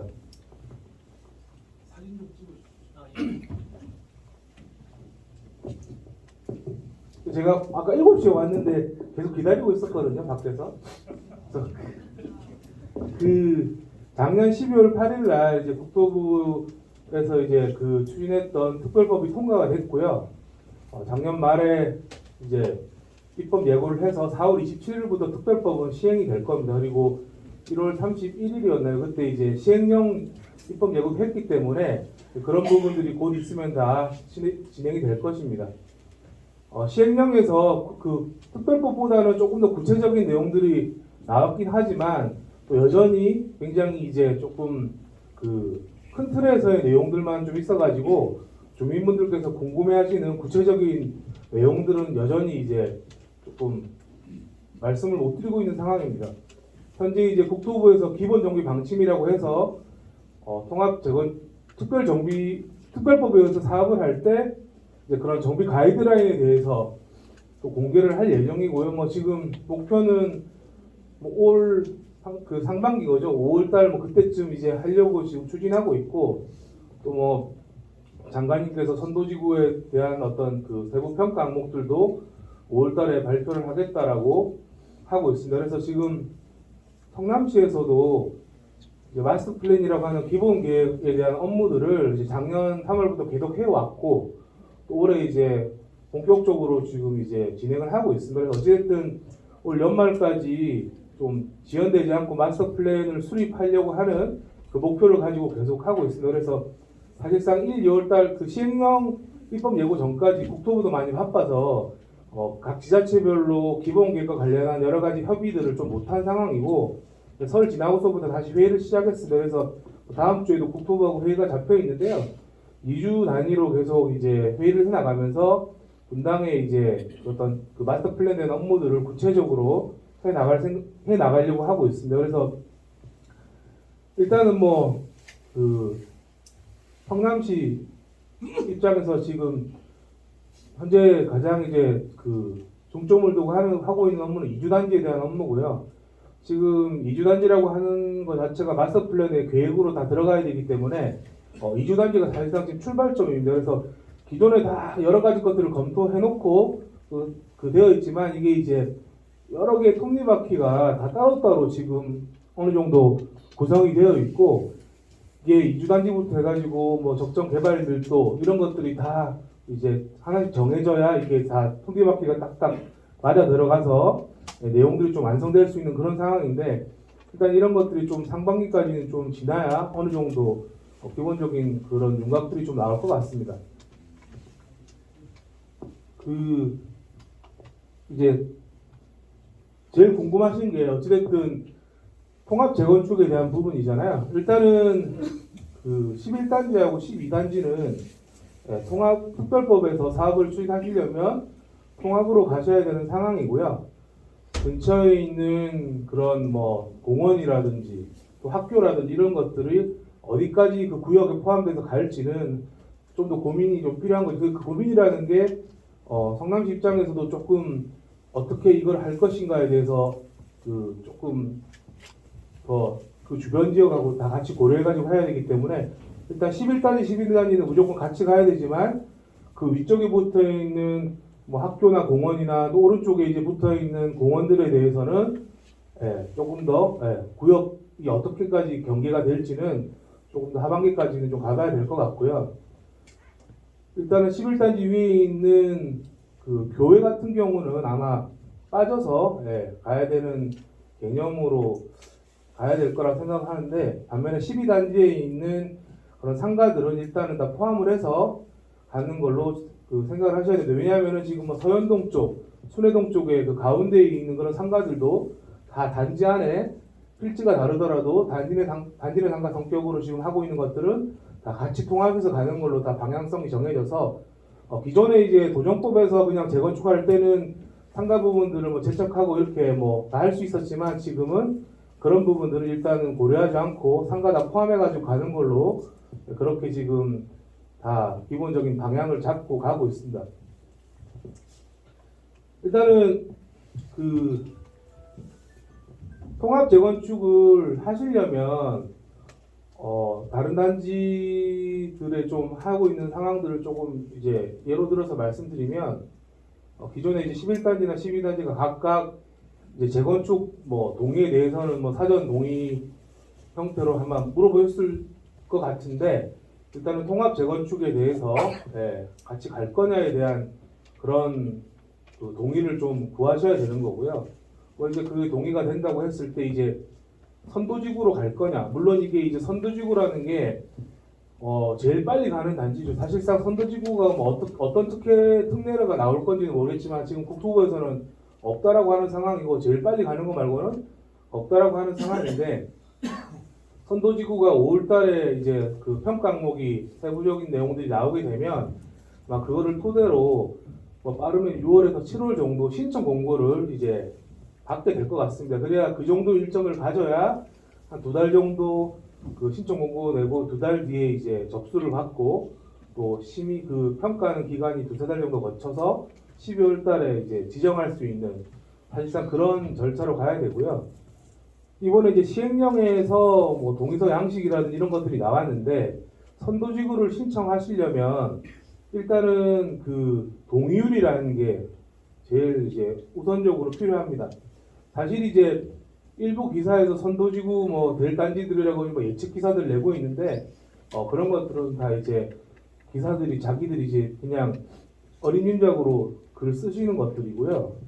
동의율이 사실 선도지구 신청할 때 들어오는 단지들이 제 개인적으로는 70% 이상 넘겠지만 과연 거기서 얼마나 차이가 날까에 대한 생각은 들죠. 사실 이제 기존의 사전 동의서랑 실제로 동의서 시행령에 적혀 있는 서식 6번의 동의서 양식을 가지고 받아야 되는데 50%만 넘으면 일단은 다 신청을 하실 수 있습니다. 근데 이제 대부분 70%, 80%를 목표로 해서 지금 신청할 거라고 생각을 하고 있는데 그렇다고 하면 뭐 70%대라고 하면 다 비슷비슷한 그런 그 상황이 될 거라고 생각이 들고요.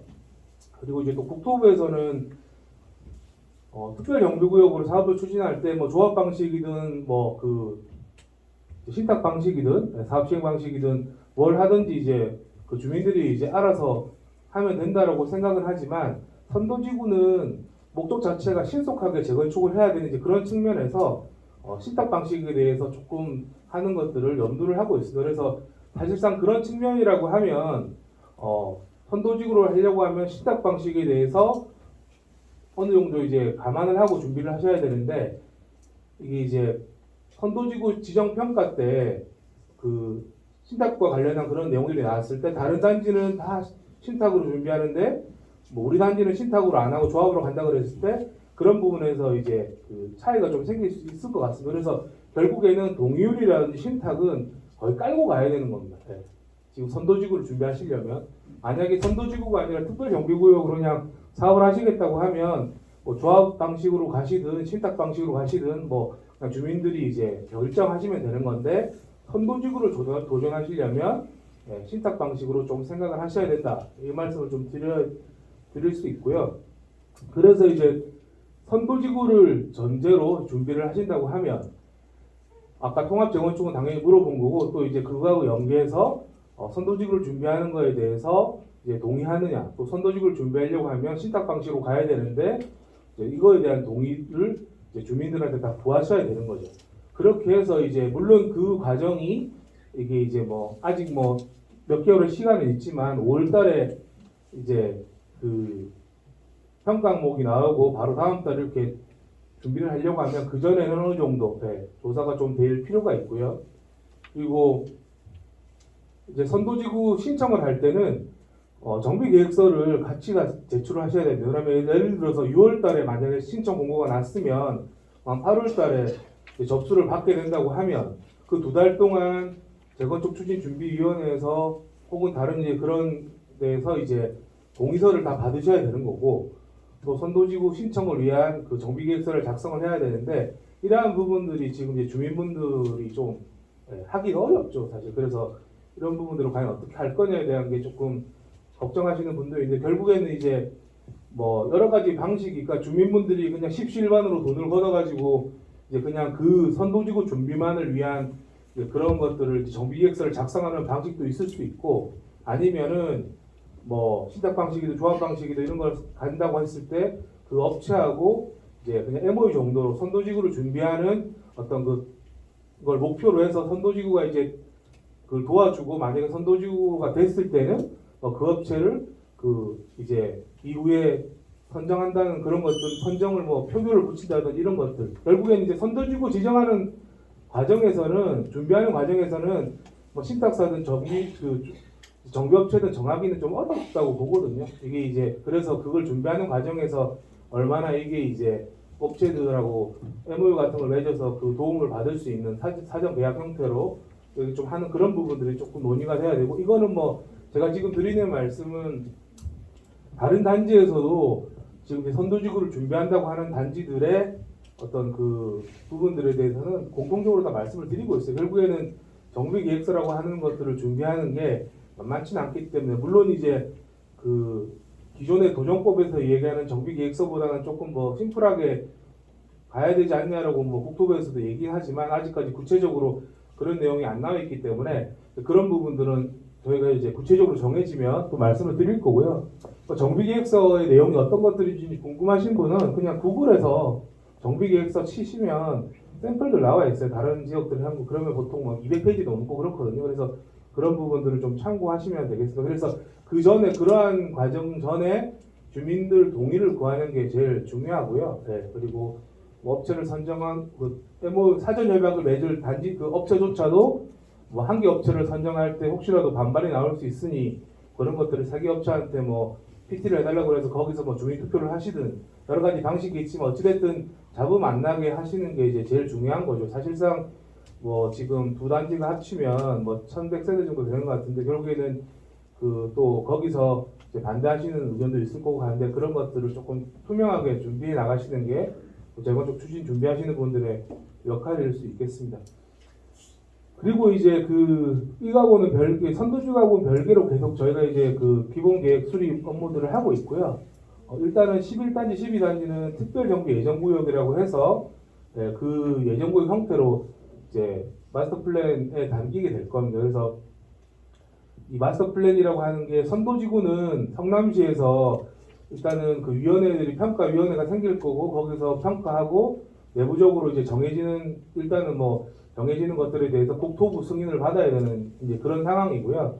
또 마스터 플랜은 성남시에서 다 수립은 하지만 또 경기도까지 이렇게 다 경기도에서 승인을 해주는 부분이기 때문에 그런 것들까지 좀 성남시 입장에서 좀 넘어야 될 산들이 있습니다. 그래서 최대한 그 분당이 좀 발전할 수 있는 방향으로 이제 그런 것들을 해 나가려고 하고 있습니다. 그래서 그 현재 이제 과연 몇 프로까지 용적률을 상향할 수 있는가 이런 부분들을 이제 많이 궁금해하시는데 이게 이제 기반시설에 대한 조사들도 다 끝났고 어떻게 이제 그런 부족한 물론 이제 분당은 부족합니다. 이게 이제 3번은 뭐 330% 평균 용적률이라는 걸 이제 발표를 했지만 뭐 분당은 이제 아직까지 그런 이제 숫자들에 대해서 공표할 만큼 이제 상황이 안 되고 이게 이제 충분하지 않아서 지금 다 확보를 해야 되는 상황이라서요. 이런 것들이 아마 상반기까지 계속 협의가 돼야 되는 그런 상황입니다. 그래서 그 어찌됐든 주민들이 생각하고 있는 또 원하시는 그런 것들은 다 작년에 제가 주민간담회를 100회 이상 했기 때문에 다 알고는 있고요.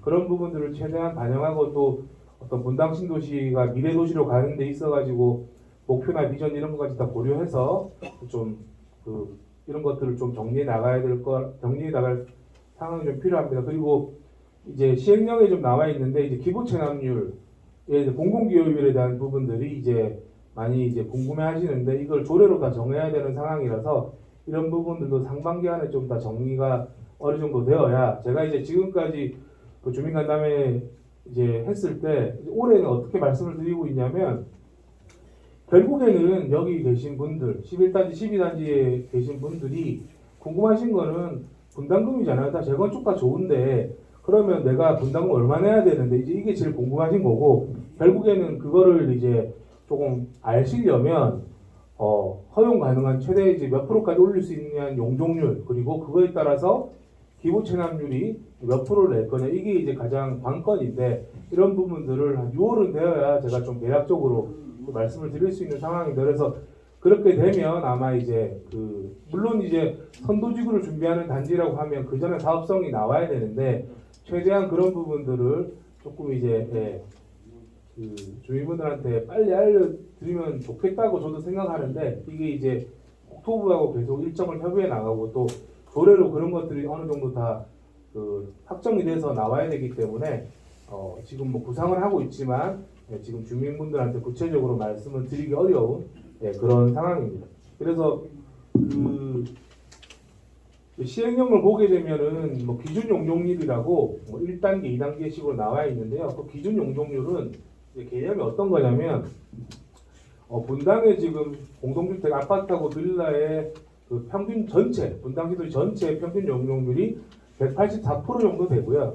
이걸 만약에 분당 신도시가 지금 아파트나 빌라가 지금 다 재건축하겠다고 하니까 그걸 다 했을 때 뭐 그 2040년 정도를 예로 치면 그때 이제 분당 신도시가 다 재건축 재개발했을 때 몇 프로 정도 될 거냐 그거를 이제 재정비 후에 평균 용적률이라는 개념으로 이게 뭐 280이 될지 300이 될지 아니면 그 이상이 될지 이런 부분들에 대해서 이제 정해야 되는데 그 정하게 되는 그 재정비 후에 평균 용적률이 이제 적정 개발 밀도라는 개념으로 이제 표현도 되고 또 지금 이제 그 시행령에 있는 기준 용적률이 되는 겁니다. 그래서 지금 11단지 같은 경우에는 일단은 이제 그 용적률이 165%고 현황 용적률이 167.99%, 168%인데요. 168%에서부터 이제 그 기부 체납률이 발생을 하는 거고 또 이제 12단지 같은 경우는 뭐 154% 정도 되는데 154%를 넘어가는 순간부터 기준 용적률까지 올라갈 때 기부 체납률이 10에서 40%가 생기는 겁니다. 그래서 이거는 어떻게 구간화 시킬 건지가 이제 저희도 고민을 하고 있고요. 이게 이제 단순히 정할 수 있는 게 아니라 뭐 그 개발 밀도부터 해서 기반시설 확보해야 되는 여러 가지 비용들을 종합적으로 다 고려해서 해야 되는 거라 이게 이제 아까도 말씀드렸지만 다 작업들은 밑작업들은 다 해놨는데 그 결정해서 하나씩 딱딱 맞춰 나가야 되는 그 작업들이 지금 이제 상반기 말은 되어야 좀 어느 정도 저희도 될 수 있는 부분이라 그게 좀 필요합니다. 그래서 11단지하고 12단지하고 용적률이 다르기 때문에 나중에 뭐 용적률이 낮은 단지가 손해본다 이런 것들은 전혀 없고요. 어차피 똑같은 용적률로 올라간다고 해도 기부 체납률 자체가 달라질 거기 때문에 그거에 맞춰서 똑같이 이제 그 피해 보는 거 없이 딱딱 나누어져서 그런 것들은 다 납부하게 되실 겁니다. 그리고 이제 최근에 그 이제 다른 단지들 좀 큰 단지들에서 어떤 얘기가 나오냐면 주민분들이 이제 어찌됐든 조금 나이가 있으신 어르신분들께서는 본인이 살고 있는 단지가 애착이 많이 가시니까 계속 거기서 살고 싶어 하신 거죠. 그러면 예를 들어서 11단지에 사시는 분이 나중에 통합 재건축한다 그래가지고 12단지에 사는 거를 이제 싫어하실 수도 있고 마찬가지로 12단지에 사시는 분이 추첨이 되는 거라서 11단지로 가는 걸 좀 싫어하실 수도 있는데 그런 부분들은 나중에 신탁으로 가게 되면 그런 주민협의체 만드셔가지고 그냥 그런 걸로 규약이 된 걸로 정하시면 되고요. 조합도 마찬가지로 정황 같은 거 만들 때 그냥 각 단지에서 이제 재건축하게 되면은 단지에서 우선 뭐 동호 수청하는 그런 것들을 먼저 정하시면 되는 거라서 그런 거는 나중에 이야기지만 그런 것들은 걱정 안 하셔도 되는 겁니다. 이제 사실상 그 재건축이라고 하는 부분이 시간이 오래 걸리기 때문에 그런 부분들을 얼마나 빨리 갈 수 있냐, 그래서 주민분들이 얼마나 협의해서 잘 할 수 있냐 이런 것들이 더 중요하기 때문에 이제 나이가 많으신 어르신들은 조금 이제 그런 부분에 대해서 조금 이제 꺼려하시기도 하는데 일단은 동의서 부분을 좀 잘 받으시려면 서식 6번에 있는 동의서 양식은 서명하는 부분 빼고는 워딩으로 다 미리 입력들은 다 할 수 있는 걸로 지금 알고 있습니다. 그렇기 때문에 각 예를 들어 1100개에 대한 동의서가 이제 필요하다고 하면 각 이제 재건축 준비하는 데서 그거를 다 뽑으셔 각 그 내용에 맞게 왜냐면은 각 코스별로 대지 지분부터 해서 다 들어가야 되는 그런 것들 작업들을 먼저 다 하신 다음에 이제 서명만 받으시면 되는 이제 그런 방식으로 지금 진행이 돼도 가능한 걸로 알고 있고요. 다만 이제 제가 가끔 전화를 받는 것 중에 하나가 나이 많은 어르신분들이 사전 동의서라고 막 무조건 해야 된다는 식으로 이제 온 사람들이 동의하라고 하니까 이제 아무것도 내용을 잘 모르시는데 이제 그런 부분들을 걱정이 돼가지고 저한테 전하시는 분도 계시거든요. 그렇기 때문에 앞으로 동의서를 받으실 때도 그런 부분들은 따로 이제 그런 주민들한테 설명을 좀 미리 하셔서 이 동의서가 어떤 의미를 가지고 어떤 내용인데 이런 것만 서명해 주시면 된다 이런 것들을 조금 잘 이제 그 어르신들한테는 좀 설명을 드려가지고 이제 준비를 하셔야 좀 동의서를 빨리 받으실 수 있을 겁니다. 그 외에 뭐 여기는 이제 그 비행안전구역 3구역인데 뭐 지금 이제 11단지는 19층 또 12단지는 25층인데 뭐 층수 제한은 지금 뭐 따로 제한하는 건 없어요. 다만 고도 제한이 걸리는 부분에서 30에서 35층 그 사이 정도까지는 다 지어질 수 있는 걸로 지금 저희가 파악은 되고 있고요. 이게 이제 나중에 몇 층까지 올릴 거냐는 이제 주민분들이 합동하고 다 따지시겠지만 이 이후에 한참 이후에 이제 건축계획 심의 들어가면 경관계획에서 뭐 그런 부분들이 조금 이제 조절이 될 수 있겠지만 그 전에는 뭐 일단은 30층 이상은 지을 수 있다고 생각하시고 준비하시면 될 것 같습니다. 그 외에 뭐 좀 제가 두서없이 말씀을 드렸는데 일단은 그 궁금하신 것들 좀 질문을 받는 시간으로 해서 또 답변을 드리도록 하겠습니다. 그럼 질문 있으신 분 손 들어주시면은 호명하겠습니다.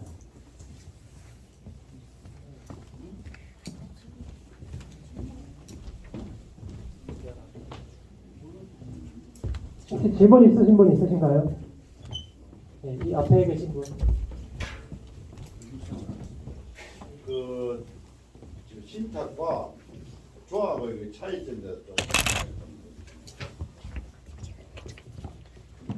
이게 이제 뭐 지금 그 업체들도 와 계시는 걸로 알고 있는데 사실 이제 전통적인 방식에서 조합 방식을 기존에 많이 썼습니다. 그런데 이제 조합이라고 하는 부분들이 이제 여기 계신 이제 소유주분들이 이제 조합을 결성을 해서 가는 과정에서 뭐 기존에 서울이라든지 전국에 이제 그렇게 많은 방식으로 조합 방식으로 간 부분에 있어가지고 뭐 그 어떤 조합을 운영하는 데서 투명하지 못해서 이제 그 비계도 생기고 또 사업이 지연되고 뭐 최근에 이제 보면은 둔촌주공이라든지 서울의 일부 단지들은 공사비 증액이 됐는데 이제 그 사업장이 중단되고 이런 상황들이 생기죠. 사실 조합이라고 하는 부분이 좋은 사업장 같은 경우는 조합으로 가면 뭐 더 많은 이익을 얻으실 수도 있고 하는 그런 장점은 분명히 있고 또 우리의 어떤 우리가 소유하고 있는 것을 우리가 직접 이렇게 사업을 시행한다는 측면에서 조합은 분명히 이제 그 주민분들이 선호하는 그런 사업 방식입니다. 근데 이제 그 2016년도에 신탁 방식이 또 도정법에서 이제 법제화가 됐는데 지방의 중소규모 사업장들이 재건축이나 재개발을 하고 싶어도 금융권이나 이런 거 시공사를 이제 데리고 오지 못하기 때문에 이제 그런 부분을 좀 이제 그 대안으로서 지금 신탁 방식이 이제 생겨났고요. 일단은 우스갯소리로 조합이 이제 결성이 돼서 사실상 조합이 처음에 사업을 조합 추진위부터 해서 조합을 설립하는 데까지 해도 업무 추진비라든지 여러 가지 돈이 필요하죠. 그런데 이제 기존의 건설사에서 이제 그 뒷경로로 돈을 얻으려도 되고 여러 가지 그런 거 있기 때문에 이제 시공사가 선정되면 조합이 답이었다가 이제 조합이 흘러가게 되는 이제 그런 부분들이 분명히 이제 많이 문제가 됐고 이제 이런 부분들이 지혜롭게 잘 헤쳐 나가시면 조합으로 가도 충분히 이제 좋은 어떤 그런 그 사업 방식이면 분명하겠지만 이제 그런 것들이 잘 안 되는 단지들이 많이 생기니까 이제 그 대안으로 신탁 방식이 생긴 거고요. 신탁 방식은 일단은 뭐 사업 시행 방식과 사업 대행 방식이 있다고 하는데 지금 특별법에서 논의하고 있는 거는 조합을 설립하지 않아도 되는 사업 시행 방식으로 이렇게 하게 됩니다. 그래서 그 신탁 업체가 전반적인 사업을 다 이끌어 나가고 중요한 과정에서 이제 그 기존의 조합이 아닌 주민협의체 같은 이제 그런 것들이 만들어져서 의사결정을 해 나가시면 되는데 이제 신탁 방식이라고 하는 게 장점으로 이제 얘기되는 부분은 일단은 이제 그 재건축이라고 하는 그 사업이 구역 지정 이후에 이제 처음 이제 조합 설립부터 조합 추진부터 이제 착공까지 뭐 한 7, 8년은 그냥 걸리는 이제 사업이죠. 조합을 설립하는데도 보통 1년에서 1년 반은 걸리니까 근데 이제 그 기간을 포함하지 않다 보니 그 이제 신탁 방식이 뭐 1년에서 1년만 빨리 간다라고 이제 업체들은 얘기하고 있고요. 이미 이제 중소규모의 어떤 그런 그 업체 사업장에서는 이미 그런 것들은 좀 검증이 된 부분은 분명히 있습니다. 근데 다만 주민분들 입장에서는 이제 기존의 조합 방식으로는 재건축을 많이 했지만 우리가 좀 이름만 들어도 알 수 있는 큰 사업장에서 신탁 방식으로 해서 어느 정도 이제 그 마지막 준공까지 되는 그런 사례들이 좀 없다 보니 신탁 방식을 잘 모르시는 거 그리고 이제 신탁에 대한 수수료 부분을 좀 우려하시는 거죠. 신탁에 대한 수수료가 사업장마다 다르겠지만 몇십억에서 100억도 넘는 이제 그런 건데 이게 이제 단순히 그 금액으로 들으면 엄청 큰데 신탁 방식 신탁사에서 주장하는 거는 그렇게 진행하는 수수료에 비해 나중 조합으로 갔을 때 1년에서 1년 반 동안 이자를 감당해야 되는 그거보다는 신탁 수수료가 작다라는 게 이제 신탁사들의 주장입니다. 그래서 그런 부분들은 뭐 맞기도 하지만 과연 이제 주민분들이 그거를 100% 신뢰할 수 있는가? 여전히 조합이 시공사 조합 방식으로 가서 시공사를 선정했을 때 을이 돼버리는 그런 상황이 신탁 방식에서 똑같이 신탁이 처음에 계약 전에는 다 해줄 것처럼 하지만 신탁 방식으로 하고 나면 신탁사에 끌려가지 않을까 이런 부분들을 많이 우려하시는데 뭐 그런 부분은 뭐 그 이제 제가 뭐라고 말씀을 드릴 수는 없는 상황이고요. 그리고 이제 신탁 방식에서 이제 나중에 신탁 등기로 한번 넘어가야 되는 부분이 있거든요. 그래서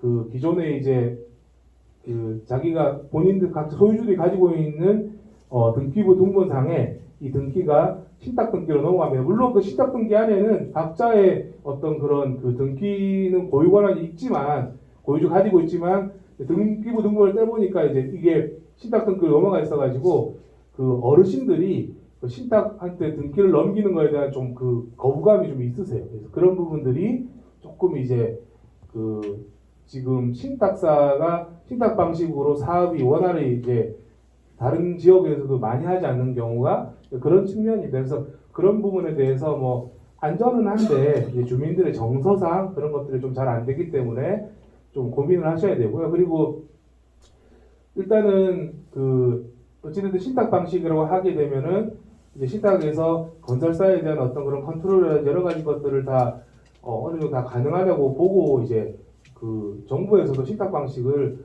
좀 긍정적으로 생각하는 부분이 있습니다. 조합 방식보다는. 그래서 뭐 분명히 잘 장단점이 있기 때문에 이제 결국에는 사업 방식을 선정함에 있음에도 이게 이제 그 뭐 조합으로 갔을 때 신탁으로 갔을 때 업무 그 이제 업체들 선정해서 비용 추진하는 것까지도 다 사업성에 어느 정도 고려를 해야 되는 부분이고 그게 이제 어떤 게 더 유리하다고 하면 주민분들의 어떤 그 표결이나 이런 걸 통해서 정하시면 되는 부분이라서 그거를 뭐 그 행정에서 강제할 수는 없는 거고 어떤 부분을 선택하시든 법적으로는 다 가능할 수 있으니 잘 판단하셔가지고 정하시면 될 것 같습니다.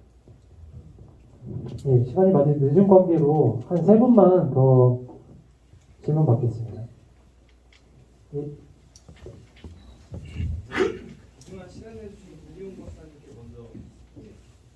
감사 말씀드리고요. 저는 선도지구 선정 부분에서 좀 궁금한 게 있어서 질문을 하게 됐습니다. 분당 내에는 뭐 순회동도 있고 정자동도 있고 지금 다양한 동들 이해관계가 있을 텐데 그 선도지구를 선정할 때 이런 동별 형평성 부분이 좀 논의나 고려가 되고 있는 게 있는지 그리고 만약에 그런 기준이 마련되면 동별로 전략을 또 짤 것 같아서 그런 부분이 어떻게 좀 준비가 되고 있는지 여쭤보고 싶습니다. 그런 거는 뭐 아직까지 뭐 고려되는 부분은 없고요. 일단은 5월에 세부 평가 항목이 나오면 아마 이제 그냥 그 평가상 정량적 그러니까는 어떤 수치에 의해서 객관화된 어떤 기준에 의해서 평가하는 게 가장 투명하고 공정하다고 생각하고 있기 때문에 이제 그런 부분에 좀 초점이 맞춰질 것 같고 일단은 그 지금 말씀하신 동별 배분이라든 이런 것들은 지금 전혀 논의된 적이 없습니다. 그래서 5월 달에 좀 나와봐야 알 것 같습니다. 드릴 수는 없고 일단은 세부 평가 항목이라는 게 뭐 10개 정도 나오지 않겠어요? 8개, 10개 정도 나오면 그 중에 하나가 동의율일 거고 그렇기 때문에 아까도 말씀드렸지만 동의율을 가지고 다른 단지하고 차별화되려면 90% 이상은 받아야 될 것 같은데 그렇지 않으면 그런 동의율이라고 하는 게 다 비슷비슷한 수준에서 받아지지 않을까. 뭐 지금 다른 단지들이 뭐 이제 그냥 사전 동의율을 85% 넘었다거나 한솔마을이라든지 뭐 80% 넘었다고 이제 이렇게 올리는 단지들 보면 결국에는 그 단지 세대수가 많은데 과연 뭐 2달 이럴 때 이제 다 받을 수 있냐. 그러니까 그 동의서는 선도지구 같은 경우는 신청 공고 나갈 때 동의서 양식을 그때 다시 배포를 하거든요. 그 동의서를 가지고 해야 되기 때문에 똑같은 시간에 2달에 하는 시간에 1100세대가 동의서를 받는 그 부분하고 2000세대, 3000세대 단지가 받는 거하고는 얼마나 좀 차이가 있을 수 있잖아요. 그러니까 그런 부분에 대해서 이제 동의율을 어떻게 받아야 될지 모르겠지만 그거 외에는 지금 이제 그 분당에 아파트가 134개의 아파트가 있고요. 그리고 빌라가 102개 단지가 있고 뭐 단독도 지금 한 9개 지역이 있는데 대략 이렇게 11, 12 단지 같이 2~3개로 묶여지는 어떤 여러 가지 어떤 그런 분당 전체 그 특별정비 예정구역으로 이제 지정될 수 있는 그런 데에서 한 12개 정도가 도전해 보려고 하고 있어요. 다음 질문 있으신 분 건의해 주시죠. 예, 안녕하세요. 저 초반에 아까 말씀하셨던 선도지구 지정을 하실 때 교회는 빠질 것 같고 공원은 포함될 것 같고 뭐 이렇게 좀 말씀을 하셨잖아요. 저 궁금한 게 11단지, 12단지 외에 대지도 같이 필지가 그렇게 통합이 되면 용적률 자체가 달라지는데 그렇게도 가능한 건지 제가 좀 궁금해요. 뭐 학교나 공원이나 이런 데들은 용적률에 포함이 안 됩니다. 네. 거기는 이제 생각을 그냥 없는 셈 치고 하셔야 되는 거죠. 용적률은 딱 11단지, 12단지 기준으로만 하시게 됩니다.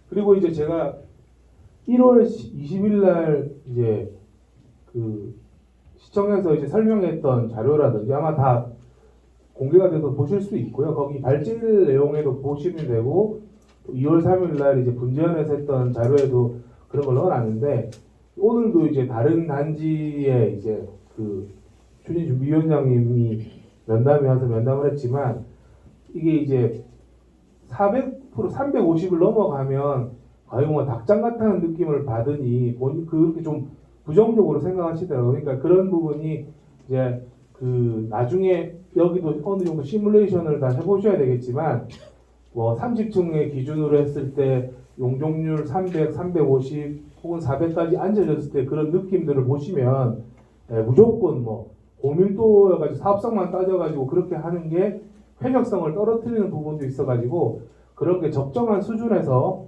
조금 그 진행이 고려를 해보셔야 됩니다. 네, 마지막으로 한 분만 더 질문 받겠습니다.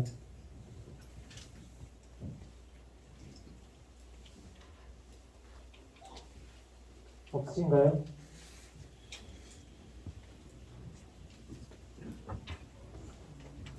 네, 그럼 이상으로 금요일 설명회를 마치겠습니다. 바쁜 시간 내어 참석해주신 국토부 MP 김기용 박사님과 11, 12단지 소유주님께 감사 인사드립니다.